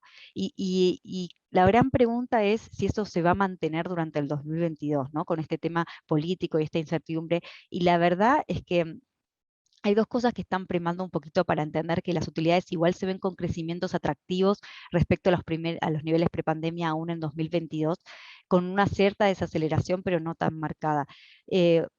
La realidad es que los precios de los commodities, aún con una cierta presión por parte de China, igual se mantienen en niveles bastante más altos que lo que veíamos prepandemia, ¿no? Y en general nuestras bolsas están bastante ponderadas, especialmente en el caso de Perú, a los precios de los commodities. Y también por el lado, digamos, de los sectores más cíclicos, se genera una inercia súper fuerte. Es decir, nosotros no esperamos que que los estímulos fiscales en estos procesos, digamos, eleccionarios que tenemos, vayan a retirarse de la noche a la mañana. Es decir, va a ser muy difícil para que los gobiernos puedan cortar a cero estos estímulos, digamos, fiscales. Y por otro lado, el alto nivel de inflación va a persistir. Estos crecimientos se ven en general en moneda local. En dólares, claramente tenés un crecimiento más acotado porque algo de este impacto se ve en el fondo, pero de todas maneras sí creemos que en términos nominales vamos a tener crecimientos bastante altos por esta persistencia en el caso de la inflación. Si vamos al caso de Chile, las compañías que están liderando un poquito el crecimiento de utilidades son las compañías de commodities, retail y bancos, que van a mostrar utilidades récord, mientras que las restricciones por el lado de movilidad de la primera mitad de este año afectaron un poquito a los malls, y también la baja hidrología está afectando un poquito a las compañías de utilities, ¿no? De cara al próximo año, la verdad que creemos que va a haber una recuperación en el caso de los malls, y por lo tanto, digamos, utilities también va a tener una base comparable más fácil y va a mostrar un buen crecimiento. Y respecto a los sectores más cíclicos, estamos especialmente positivos con el caso de bancos, que también se beneficia por esta inflación alta, ¿no? En el caso de Colombia, o vamos a que no a Perú, en el caso de Perú, la verdad es que el liderazgo lo está tomando minería y construcción. En general está relacionado obviamente a los precios altos de los metales, y también con el buen dinamismo que estamos viendo por el lado de la construcción en autoconstrucción. En general, digamos, creemos que los resultados por el lado de las minerías van a mantenerse fuertes el próximo año por la entrada en operación de distintas minas, que va a generar un aumento en la producción, y que los precios, claro, digamos, como te decías, comparado con 2019 también todavía se ven con perspectivas bastante buenas.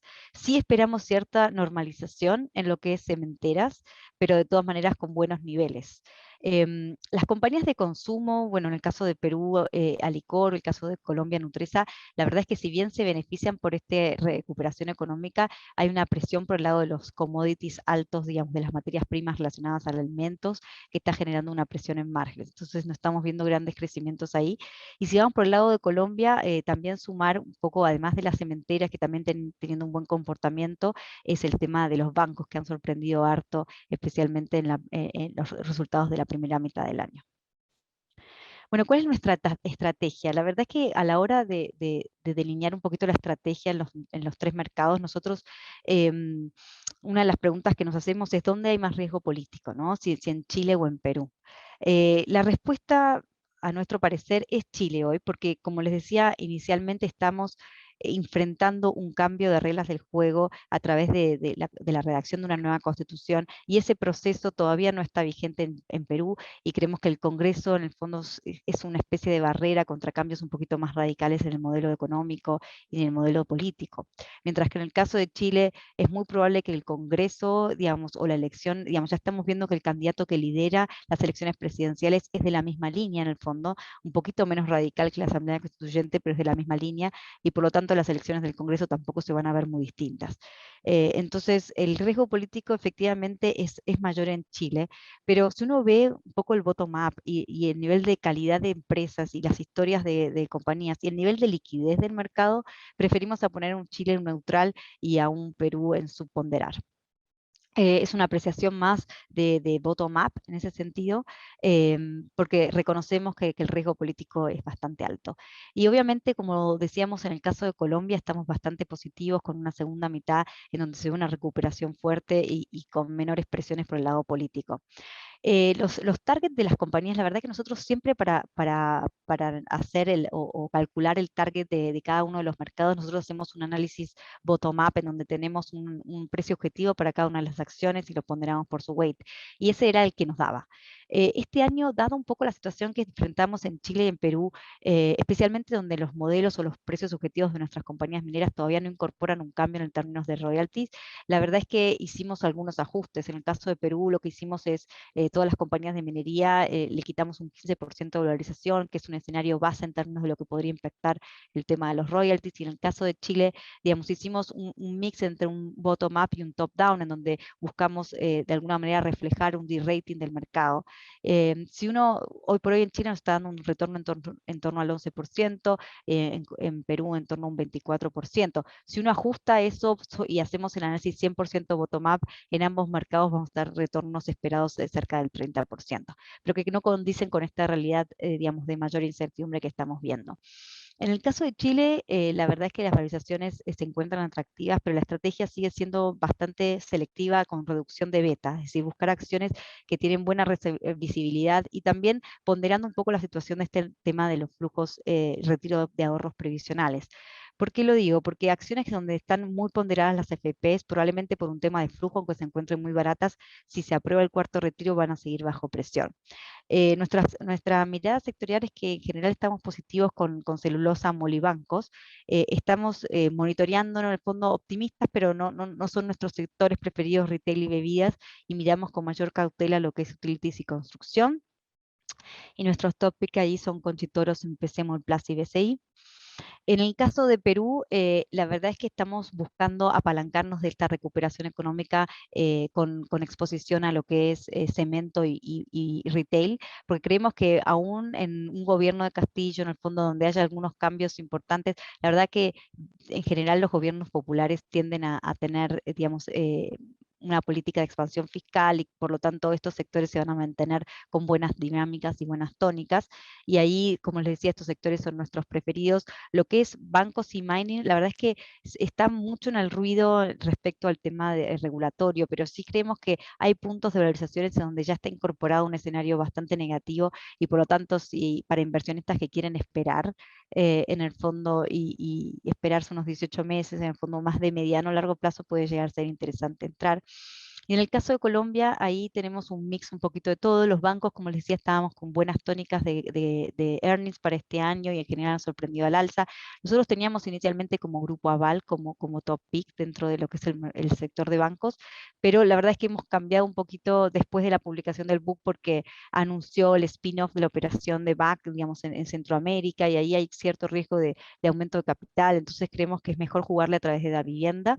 Y por el lado de las cementeras estamos buscando Cementos Argos, y GB es una compañía que desde el punto de vista, digamos, de utilities es una buena combinación porque es bastante diversificada, en general tiene bastante, digamos, solidez y por lo tanto es una buena combinación con los otros dos papeles.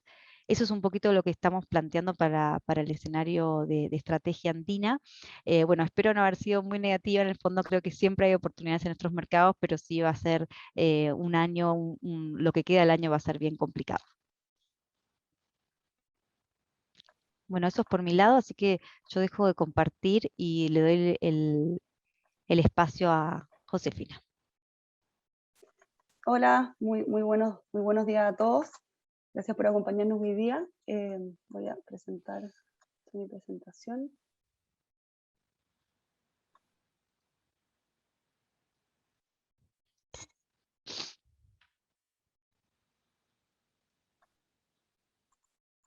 No sé si ahí se ve o todavía no se ve bien.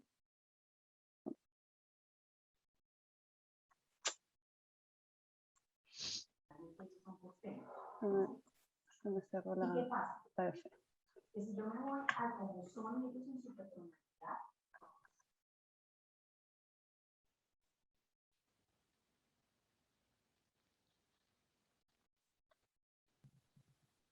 Caro, ¿me confirma si se ve ahí? Y se ve, Ya. se ve perfecto. Bueno, en esta ocasión quería compartirles la visión que tenemos hoy día para el mercado de renta fija internacional, específicamente para el mercado andino de renta fija internacional.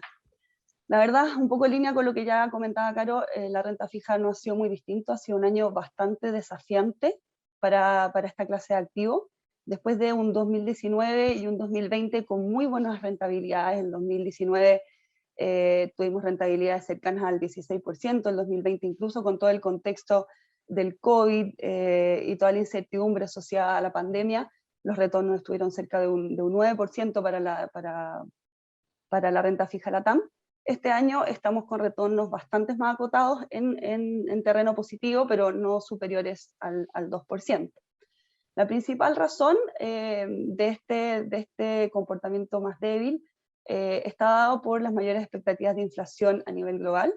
En el fondo, la incertidumbre respecto a la dirección de las políticas monetarias y fiscales ha generado una fuerte volatilidad en las tasas globales y específicamente en el Tesoro americano, que es la tasa libre de riesgo de referencia para el mercado de renta fija en dólares.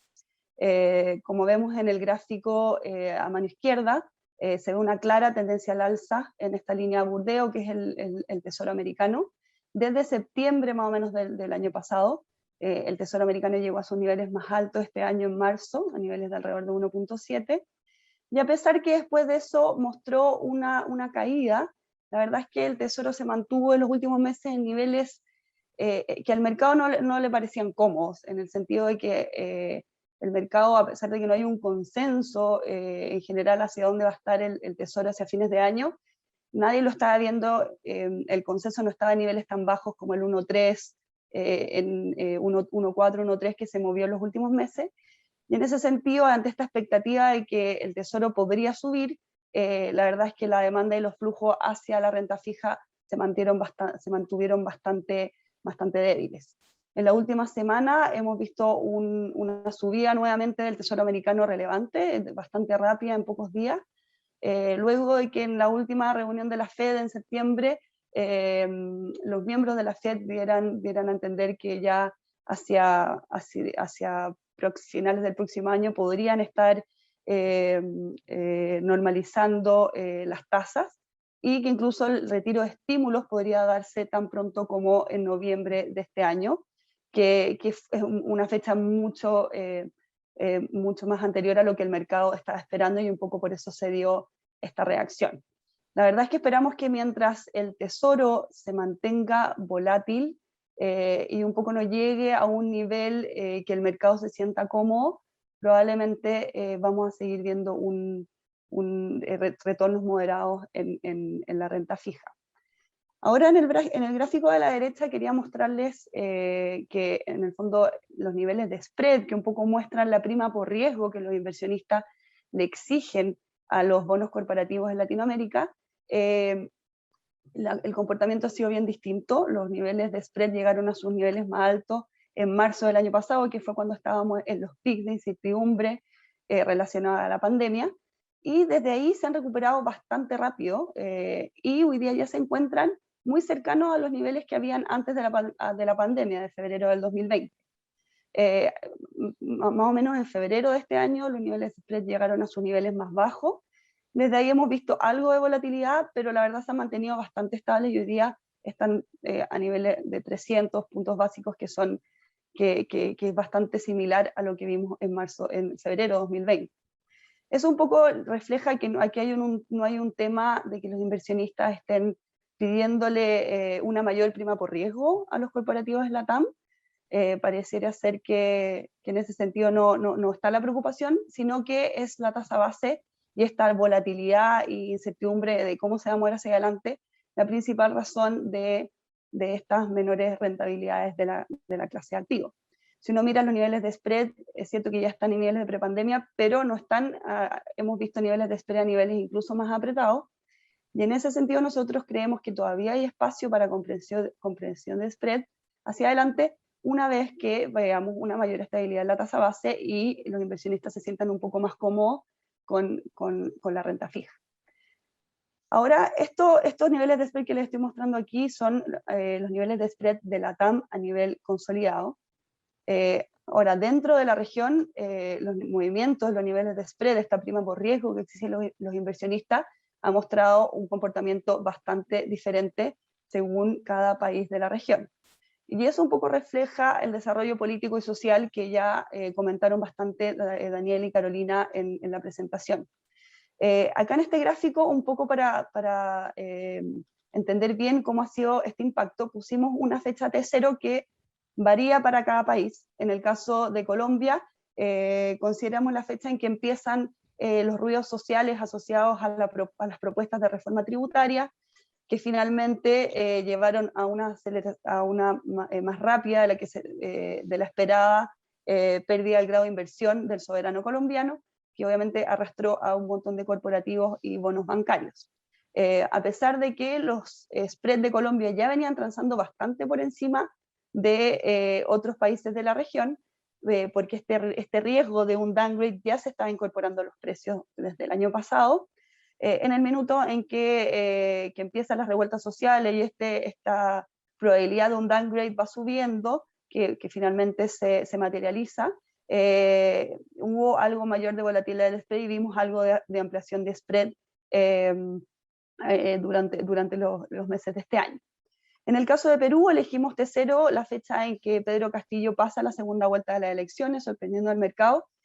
Obviamente aquí el ruido político ha sido el más relevante y se ve claramente en los niveles de volatilidad que han tenido los spreads en Perú y el importante grado de ampliación que estos mostraron. Un poco esta volatilidad va mostrando lo que pasó durante las elecciones, cuando todavía no estaba claro quién iba a ganar, una vez que gana Pedro Castillo y asume el gobierno. Y bueno, desde esa fecha hemos tenido bastante ruido respecto al Congreso, comentarios respecto a nacionalizaciones, etcétera, que han seguido impactando los spreads. En los últimos meses hemos visto algo de compresión, pero la verdad esperamos que esta figura de volatilidad se mantenga hacia adelante mientras no haya más claridad en cómo se van a manejar las políticas.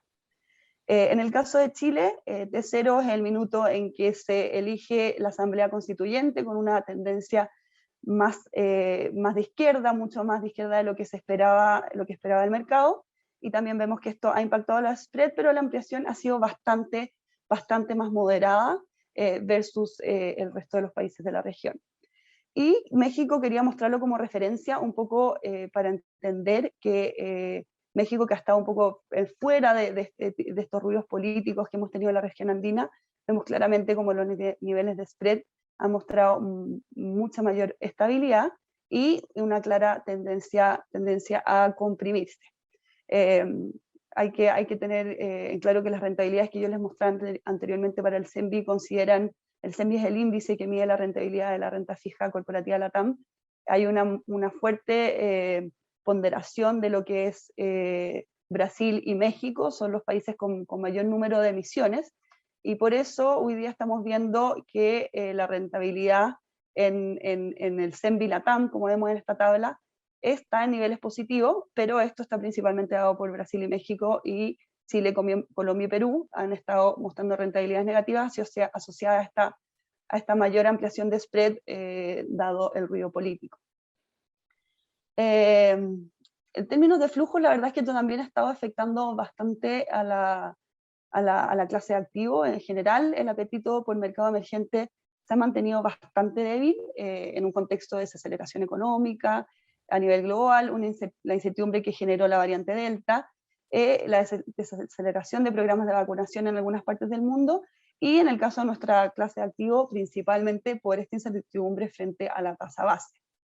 Ahora, hacia adelante nosotros creemos que hay espacio para mayores entradas de flujo. Hoy día la renta fija LATAM ofrece rentabilidades por encima del mundo desarrollado, lógicamente, pero también muy por encima de otros mercados emergentes. Y en ese sentido creemos que la búsqueda por tasa va a generar entrada de flujo hacia adelante una vez que el mercado se sienta más cómodo con la tasa base. Y también a medida que en el fondo esta divergencia entre el crecimiento en el mundo desarrollado y emergente se va igualando. En el caso de la TAM, además, hay que destacar que hemos tenido una recuperación económica bastante rápida y avances en los procesos de vacunación que también están por encima de otras regiones emergentes del mundo. Y en ese sentido, creemos que la TAM es una región atractiva para los clientes, para los inversionistas, obviamente dejando de lado el ruido político que ya les mencionaba. Por otro lado, el ruido que ha habido en China, el mismo ruido que ha habido en Medio Oriente, también podría impulsar mayores flujos hacia nuestra región. Otro factor que es muy relevante y que es muy importante tener en cuenta es que en general los fundamentos de las compañías de nuestra región se mantienen sólidos. Carolina ya lo comentaba en su presentación, pero la recuperación en los ingresos, en la utilidad y en las métricas de crédito, que es lo que más nos importa a nosotros desde la renta fija, ha sido muy por encima de la esperada, y muchas compañías ya están con niveles de deuda, de apalancamiento y muy por debajo de lo que eran sus niveles prepandemia. Si nosotros miramos este gráfico que muestra las tasas de default o de incumplimiento en los últimos años en Latinoamérica, vemos que en otras crisis como 2008-2019 o entre 2013 y 2016 los niveles de default llegaron a niveles bastante más altos de lo que tuvimos el año pasado asociado a la crisis del COVID, muy acotadas a industrias específicas que se vieron muy afectadas por la pandemia, como aerolíneas, hotelería, etc. El 2020 la tasa de incumplimiento llegó a un 4.4, hoy día va a solo en 2.2, y eso, como lo decía, muestra un poco este menor, perdón, que las defaults estuvieron muy acotadas a ciertas industrias, pero también que las compañías se enfrentaron a esta crisis mucho mejor preparadas. Después de muchos años de tasas bajas, la verdad es que las compañías estaban con mucho, lograron refinanciar deuda en los últimos años a tasas muy convenientes, mejorando sus flujos de caja y además mejorando sus perfiles de deuda, con plazos bastante convenientes. Lo mismo se ve reflejado en las tasas de cambios de rating. En 2020 las bajas de clasificación fueron bastante altas, pero ya en 2021 vemos que esta tasa, en el fondo esta relación entre subidas y bajas de clasificación está bastante más en línea, y de hecho la verdad es que los downgrades que han habido en la región han sido en parte importantes asociados al downgrade de Colombia, que fue un tema más de riesgo soberano y no de riesgo específico de los fundamentales de ciertas compañías.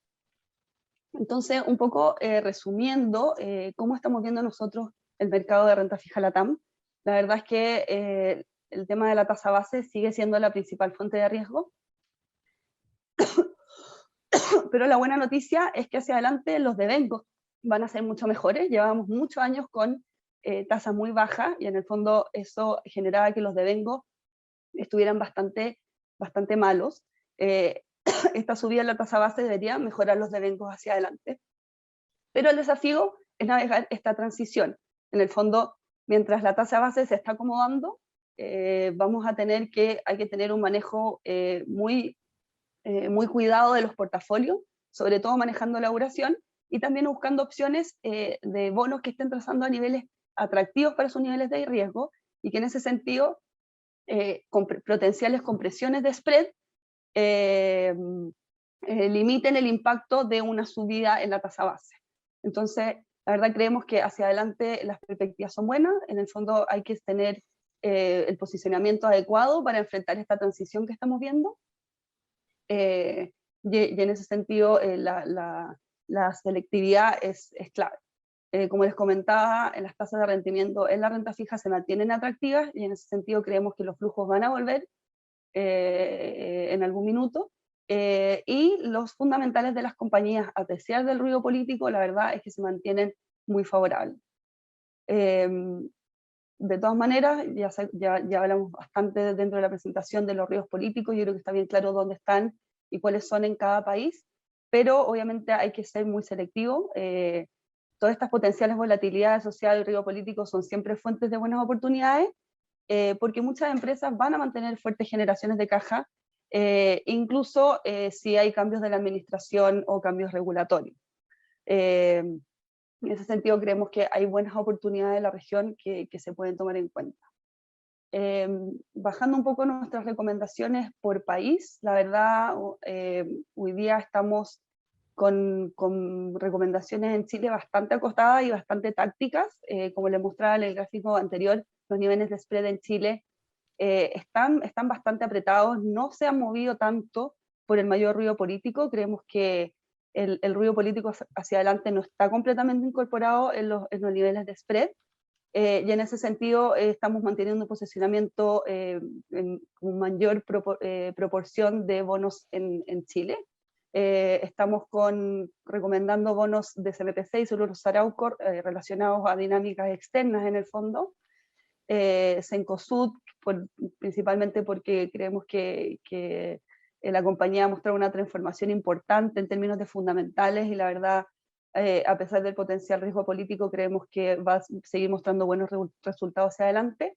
Y en compañías de utilities, aquí los bonos de Cochrane y AES Andes, que la verdad se han visto bastante impactados por todo el ruido respecto a la descarbonización en Chile.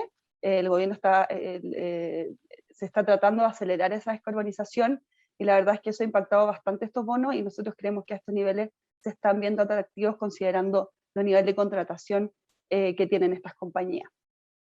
En Perú, la verdad, estamos bien cautos, manteniéndonos fuera de algunos sectores donde vemos mayor riesgo político como el sector de oil and gas, y enfocándonos en sectores asociados al consumo interno, y en este sentido estamos recomendando Cementos Pacasmayo, asociado al que da la autoconstrucción, vemos muy buenos resultados hacia adelante, en Retail Shopping Malls, que es un bono que está transando a niveles bastante atractivos, considerando que la compañía está mostrando una rápida recuperación y que los niveles de mayor apertura económica debieran seguir impactando positivamente en los resultados. Y estamos quizás tomando algo más de riesgo, recomendando bonos de utilities, a pesar de que es un sector que potencialmente podría estar afecto a riesgo regulatorio. Creemos que estas son compañías con muy buenos fundamentales y generación de flujo, balances fuertes, y a pesar de potenciales cambios deberían mantener su perfil crediticio. Y por último, en el sector bancario, la verdad estamos tomando lo que creemos es la opción más conservadora a través de BBVA Perú. Es un banco que siempre ha sido muy conservador en sus políticas crediticias, y en ese sentido ha mantenido muy buenos niveles de solvencia. En general, las tasas que cobra están por debajo de los promedios de la industria, y en ese sentido creemos que está un poco más lejos del riesgo de potenciales límites a las tasas de interés que se puedan cobrar en Perú. Y por último, donde tenemos nuestra mayor proporción de recomendaciones en Colombia, un poco en línea con lo que comentaba Carolina, a pesar de que tenemos una elección presidencial el próximo año, no hay un cuestionamiento hacia el modelo económico, dado que hoy día ya el país perdió el grado de inversión y eso ya está full incorporado a los precios. Creemos que esa fuente de volatilidad que vimos el primer semestre ya no va a estar ahí.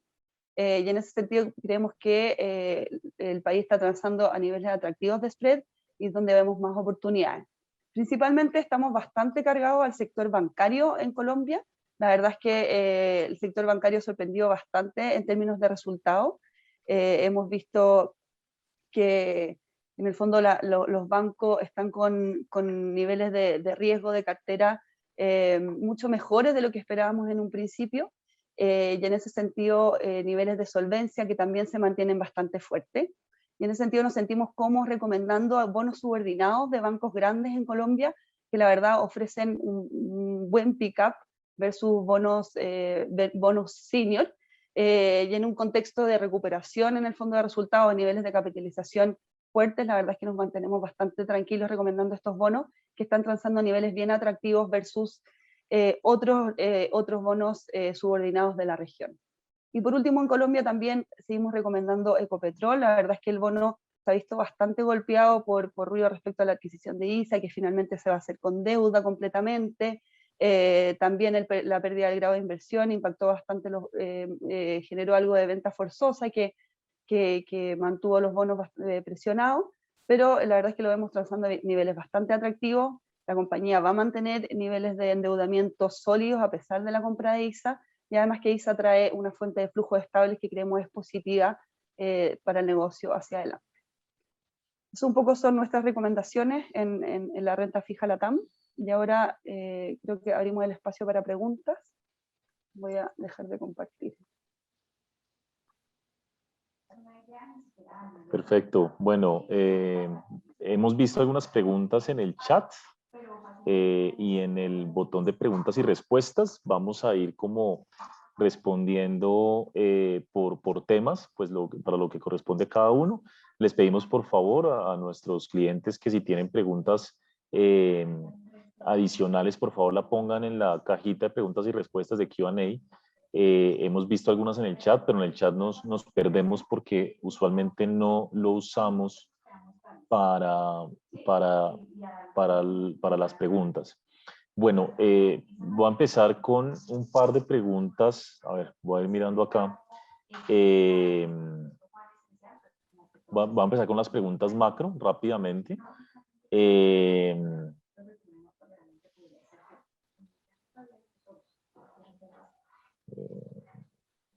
Bueno, es que hay muchas preguntas, pero bueno, voy a ir agarrando un par de las macro.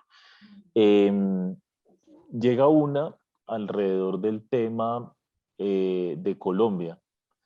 Hay un comentario más que una pregunta acerca de las propuestas de Gustavo Petro, candidato que hoy lidera las encuestas para la presidencia, candidato de extrema izquierda, que efectivamente ha hablado de básicamente acabar con los fondos de pensiones, pasar todo al régimen de prima media, propuesta de repartir utilidades de las empresas a los empleados, suspender la producción petrolera por completo, imprimir billetes. Bueno, es la izquierda, ¿cierto? Entonces, digamos que en este contexto hay que decir que lamentablemente a nosotros esto no nos sorprende, ¿cierto? No nos sorprende para nada.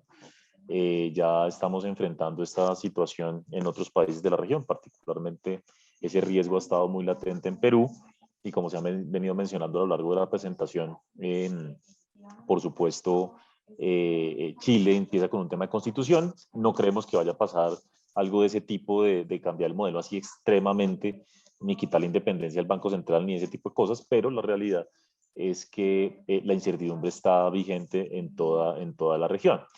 Yo aquí lo único que diría, más allá de las propuestas, yo no voy a discutir las propuestas de ningún candidato de izquierda extrema, porque yo creo que al final vamos a estar de acuerdo en eso que significaría.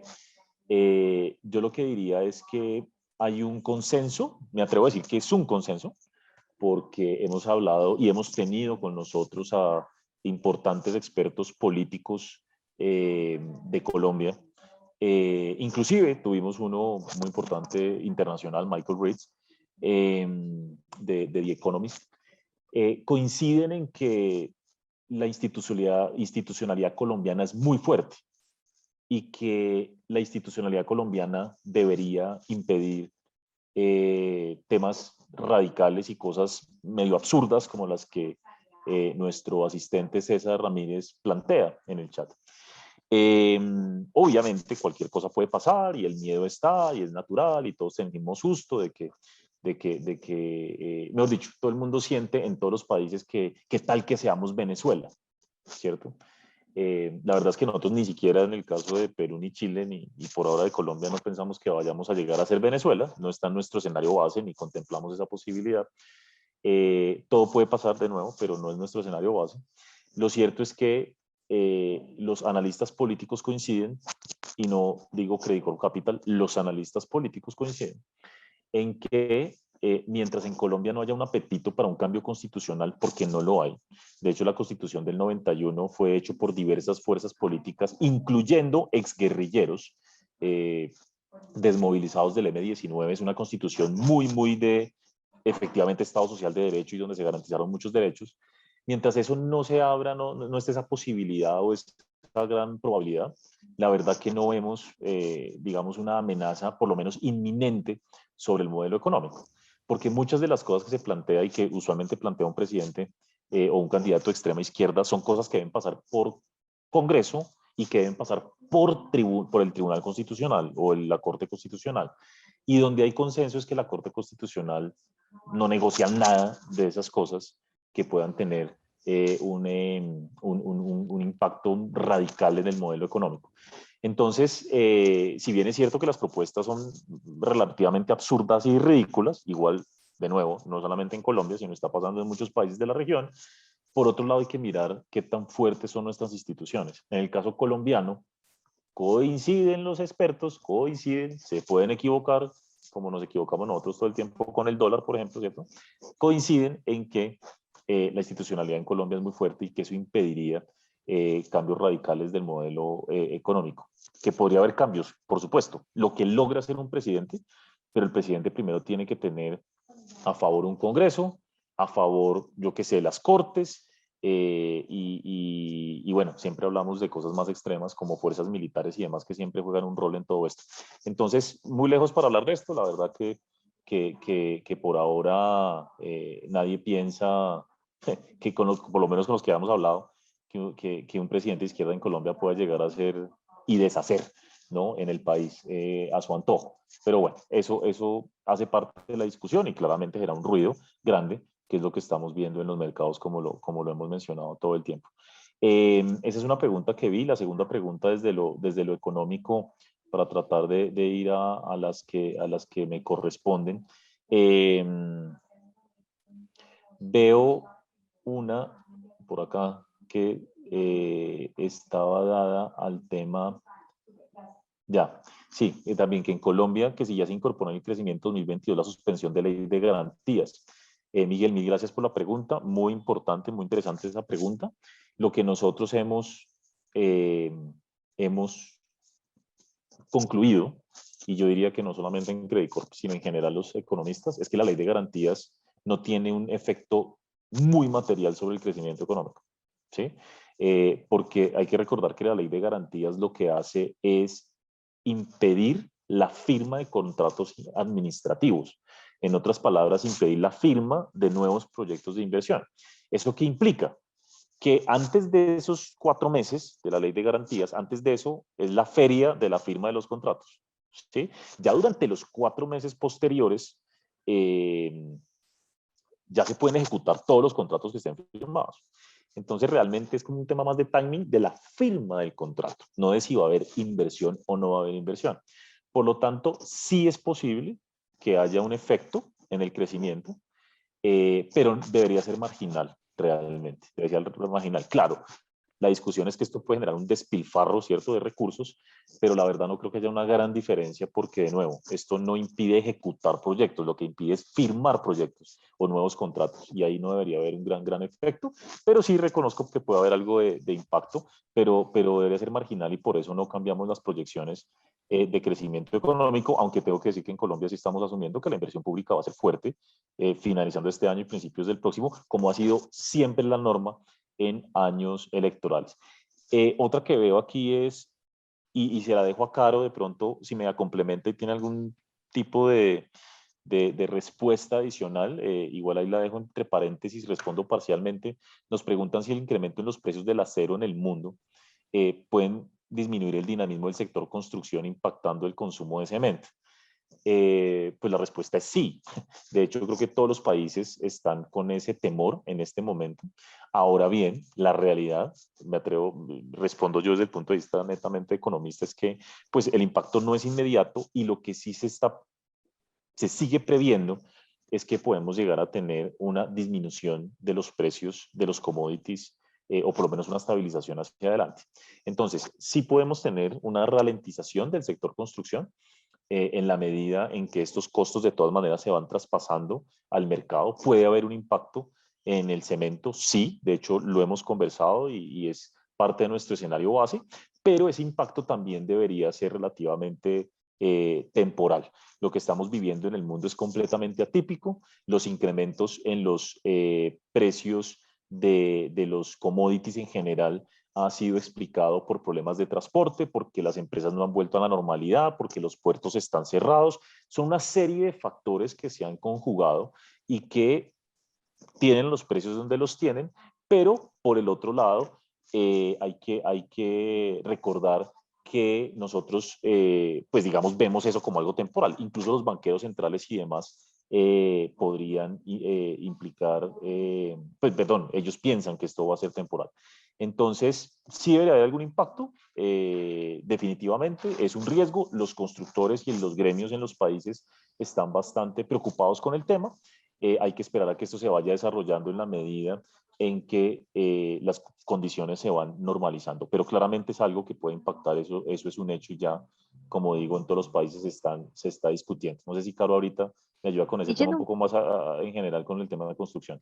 Yendo un poco puntualmente al tema del Iron Ore, la verdad es que creo que el peor, digamos, momento en términos de precio del Iron Ore ya lo hemos vivido. De hecho, digamos, alcanzó los $200 ahora, o sea, en algún minuto, después se estabilizó en el fondo en torno a los 160, hoy está, digamos, en torno a 90. O sea, en realidad la tendencia es hacia la baja en términos del Iron Ore y todas las dificultades y la presión de China que está haciendo que está ejerciendo para un poco bajar estos precios. En el fondo explican también, digamos, una caída en el precio del iron ore, con lo cual el pic ya lo vimos y en el minuto en el que estuvo el pic, también tuvimos el pic en términos de ayudas fiscales y de estímulos adicionales en la región. Entonces, al final del día yo creo que sí esperamos una desaceleración en la construcción, en el tema del crecimiento de las cementeras, pero no tan relacionado al precio del iron ore, porque el precio del iron ore al final te beneficia porque el precio está bajando, sino por menores estímulos fiscales eventualmente que debiera ponderar. Lo que sí hay que monitorear un poco es porque en general esta dinámica en las cementeras se da mucho por el tema de autoconstrucción, ligado al tema de los mayores estímulos fiscales y demás. Lo que hay que monitorear es si eventualmente vemos una desaceleración en autoconstrucción, si eso se compensa o no con mayores inversiones en la parte de infraestructura, digamos, en la parte de construcción más dura, que eso debiera depender un poquito de la ejecución en términos de los gobiernos hacia adelante. Entonces, proyectos importantes son cosas que también estamos monitoreando. Pero de todas maneras, creo que, como te decía, el mayor problema en términos de la parte de cementerios o construcción no se está dando tanto por el lado del Aeronor. Perfecto. A ver, de hecho, hay dos preguntas que quiero como abarcar porque es algo como generalizado. Bueno, hay muchas de hecho, para Josefina en el tema de bonos, pero quiero enfatizar en un par de cosas. Bueno, primero preguntan, en el caso de Colombia, ¿ven como riesgo el proyecto de ley de pensiones que permitirá los retiros de privadas a públicas?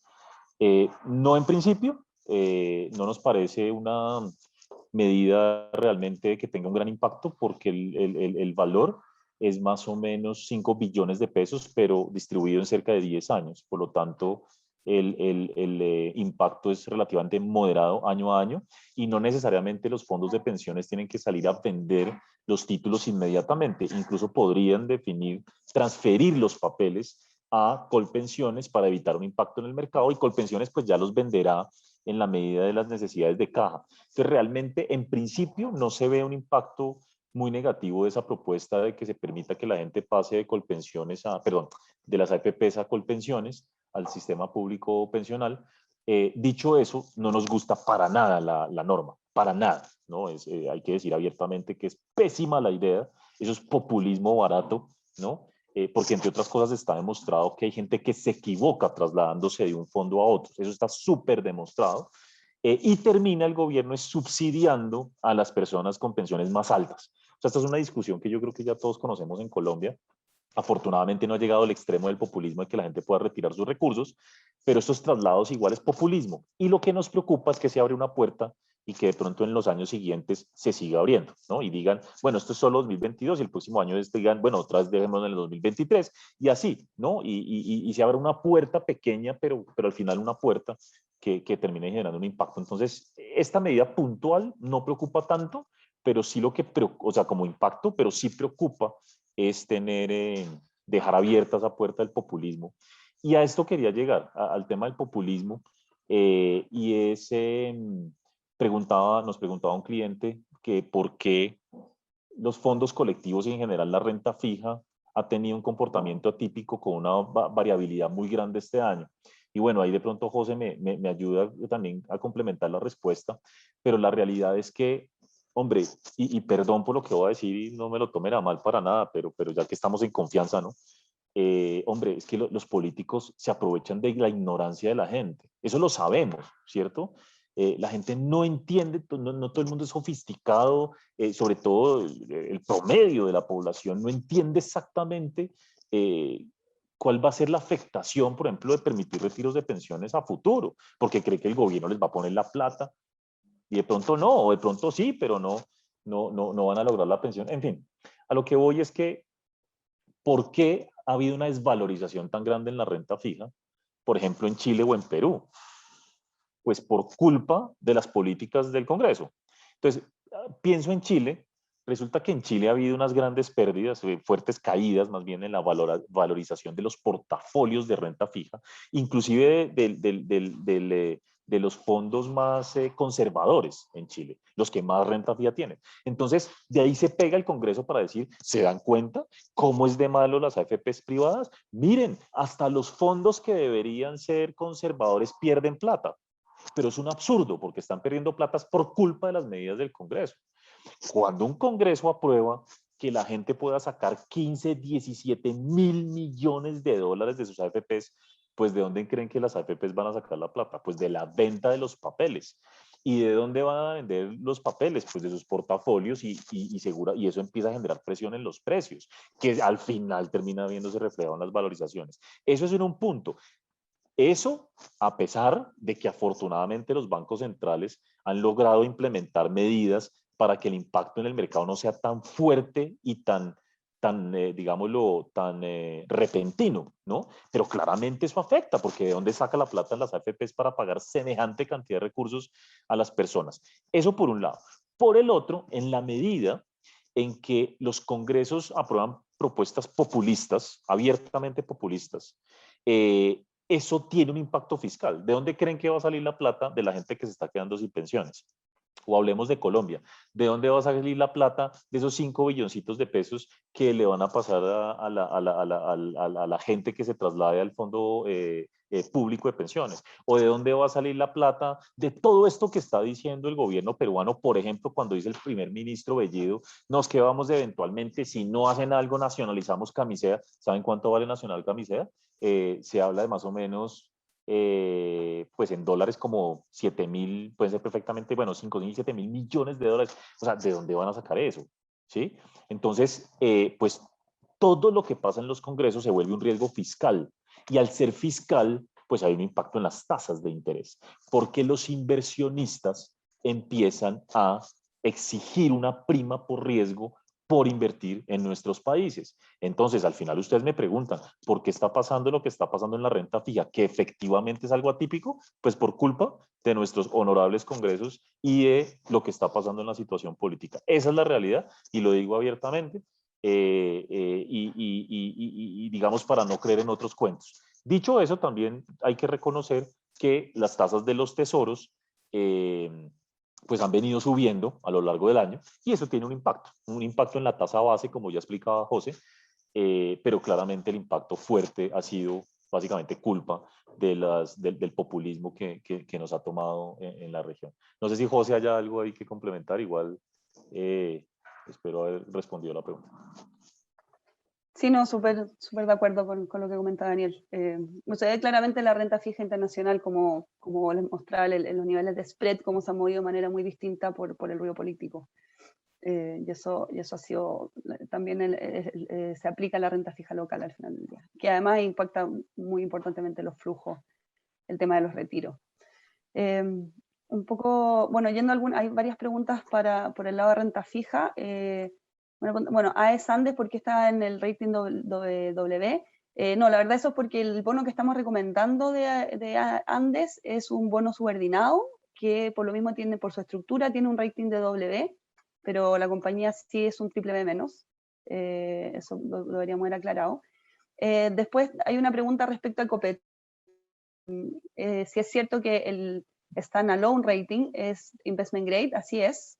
Ecopetrol, el rating, si uno en el fondo separa a la compañía del soberano colombiano, Ecopetrol tiene un rating investment grade, pero dado en el fondo la conexión fuerte que tiene con el soberano a través de pagos de impuestos, al final el gobierno es el dueño de la compañía, en el fondo las compañías de rating no pueden ponerle un rating mejor al de Colombia. En algunos casos se puede dar, por ejemplo, Petrobras, de hecho, hace unos días, Moody's le dio un rating mejor al del soberano brasilero, un poco lo desacopló de lo que es el soberano, pero eso se da en un contexto de que Petrobras está haciendo ventas de activos que lo están un poco separando de lo que es potenciales intervenciones del gobierno. Entonces, en algunos casos se puede dar cuando las compañías están con balance muy fuertes o las agencias de rating se sienten cómodas de que no va a haber mucha intervención, pero hoy día en el fondo Ecopetrol está totalmente ligado a lo que pase con el rating del soberano. También hay una pregunta sobre las emisiones chilenas que han habido en los mercados internacionales. Sí, la verdad es que han habido bastantes emisiones chilenas en el mercado extranjero en el último mes. En general, ha habido demanda por estas emisiones. La verdad es que sí hay, todavía vemos demanda afuera por los nombres chilenos. Yo creo que esa tónica se va a mantener, un poco en línea con lo que decía Daniel. Emitir en el mercado local hoy día es muy complicado, no hay liquidez, todo este riesgo de los retiros en el fondo genera que los grandes players no estén tomando posiciones, y en ese sentido se hace mucho más atractivo para las compañías salir a emitir afuera, donde todavía en el fondo hay demanda y todavía pueden acceder a buenos niveles de tasa y buenos niveles de spread. Así que yo tendería a pensar que esa dinámica de mayor emisión extranjera versus local se debería seguir dando hacia adelante, al menos asumiendo el ruido político que estamos teniendo hoy día. Bueno, la última pregunta que vi es respecto a los ratings soberanos de Perú y Colombia. Claro, todavía Perú y Colombia tienen, perdón, Perú y Chile tienen ratings grado de inversión, y la pregunta es si eso creemos que ya se está reflejando en los niveles de spread, un potencial downgrade. La verdad es que yo diría que no, bajo ninguna circunstancia los spreads están asumiendo que Chile o Perú van a perder el grado de inversión, pero sí potenciales downgrades hacia adelante. Eso por el lado de las curvas soberanas, pero hay algo que es importante tener en cuenta, y es que hoy día los ratings de Perú y Chile soberanos están muy por encima de los ratings corporativos. En el caso de Colombia, muchos corporativos en el fondo vieron su límite a su rating reducido por el soberano, pero en el fondo, incluso en el caso de que en Chile o Perú hubiera bajas de clasificación a nivel país, las compañías todavía tienen un diferencial de spread respecto al soberano que permitiría que mantengan todavía sus ratings. Entonces, en ese sentido, sí, obviamente, si estos downgrades se materializa a nivel soberano, probablemente va a haber una ampliación de spread a nivel general, tanto como corporativos como bancos, pero la volatilidad debería ser mucho menor porque en el fondo no deberían haber tantos downgrades a nivel de las compañías por el fondo por la buena clasificación crediticia que tiene el soberano todavía. Bueno, aquí respondo un par de preguntas rápidas. Una dice, ¿cuál sería el impacto de Evergrande en la región? Pues ahí sí voy a utilizar la respuesta de economista puro, pues depende, ¿no? Digamos que ahí el gobierno chino lo que está intentando, por supuesto, es evitar que haya un impacto sistémico, tanto en el sector de finca raíz chino como en general en el sector financiero también, debido pues a las relaciones con proveedores y bancos que tiene Evergrande en general. Lo que ha venido haciendo el gobierno chino es inyectar grandes sumas de liquidez, creo que superan los 80.000 millones de dólares en la última semana, para evitar que haya problemas de liquidez en los mercados financieros, y eso sería bastante favorable. En general, lo que yo diría es que hay mucha incertidumbre sobre si va a haber un impacto en el sistema financiero global. Pareciera que en principio, si lo hay, debería ser relativamente acotado, y eso lo dicen los expertos. La verdad, yo no me considero experto y nosotros no, porque pues aquí a miles de kilómetros de distancia no tenemos ni idea de todas las relaciones que Evergrande tiene, pero sí los que saben, los conocedores, los que cubren China directamente, han mencionado que el impacto sería relativamente acotado porque las deudas son muy grandes, pero está todo muy bien distribuido entre muchos bancos, y por tanto no hay ningún banco relevante a nivel mundial que tenga una gran exposición a Evergrande, ¿sí? Y que en últimas, si algo fuera muy grave, se esperaría la intervención del banco, de las autoridades chinas, ¿sí? Entonces, igual, esa es como la principal fuente de incertidumbre. Ahora, lo que uno sí podría prever de manera mucho más clara es que China va a crecer menos, ¿sí? Y en eso sí ya hay consenso. Este problemita va a generar, así sea, un impacto moderado, al menos moderado, en la actividad económica, sobre todo en el sector construcción. Y obviamente este tipo de problemas generan menor flujo de crédito hacia sectores como el de construcción, a sectores un poco más riesgosos, entre comillas, cuando lo vemos desde el punto de vista del lado del crédito. Entonces, empieza a haber una serie de reducción de proyecciones de crecimiento en China, que en últimas termina afectando precios de commodities y pues a nosotros, a nuestra región. No solo por precio de commodities, sino que hay que recordar que en el caso de Chile y Perú, China es el principal socio comercial. Entonces ahí tendríamos una afectación y se pone un poco en riesgo los niveles de crecimiento económico 2022. Probablemente este año no, pero el 2022 sí. Entonces hay que monitorear eso, y básicamente el impacto podría venir por precios de commodities y por socios comerciales, pues China, menor crecimiento, y eso nos podría poner un sesgo a la baja sobre las tasas de crecimiento económico de nuestros países. Digamos que el sector externo ya no sería tan favorable como se está viendo hoy. Pero bueno, habrá que esperar qué sucede internamente y cómo lo maneja el gobierno. Y la otra pregunta que quería responder era del dólar en Perú, que si el dólar puede caer, como mencioné en la presentación, es supremamente binario. Si ustedes nos preguntan a nosotros si la cosa política no mejora, perfectamente nos podemos sostener por los lados de 4.20 hacia adelante en el tipo de cambio. Pero si llegáramos a tener una moderación, llegáramos a tener una materialización, lo llamaría así, una materialización de las cosas o de los mensajes más moderados del presidente Castillo y del ministro Franchi en términos de la inversión, de que no hay riesgo sobre la inversión privada, de que no va a haber ningún tipo de medida que atente contra el Estado de Derecho, como lo dijo el presidente en Washington.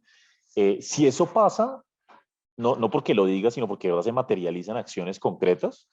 Yo mencionaba que el dólar en Chile debería estar transando por los niveles de 3.80, incluso menos que eso. Pero pues va a ser difícil en el corto plazo que suceda. Tienen que cambiar muchas cosas, tienen que aclararse muchos panoramas y por ahora es difícil ver eso con lo que ha venido pasando y con lo que está pasando hoy, esa pelea entre Bellido y Castillo alrededor del ministro de Trabajo, ¿no? Entonces, en ese orden de ideas, se ve difícil en el corto plazo, pero para responder la pregunta, si todo se normaliza y se tranquiliza un poco, estaríamos con un 3.80. Caro, me gustaría ir para cerrar ya para la última, ya cumplimos las 2 horas, en un minuto del webinar. Ahí un poquito las últimas 2 preguntas tienen que ver con el tema de energía y el potencial impacto en sectores donde veríamos como el principal impacto y el tema de, bueno, la integración de las bolsas.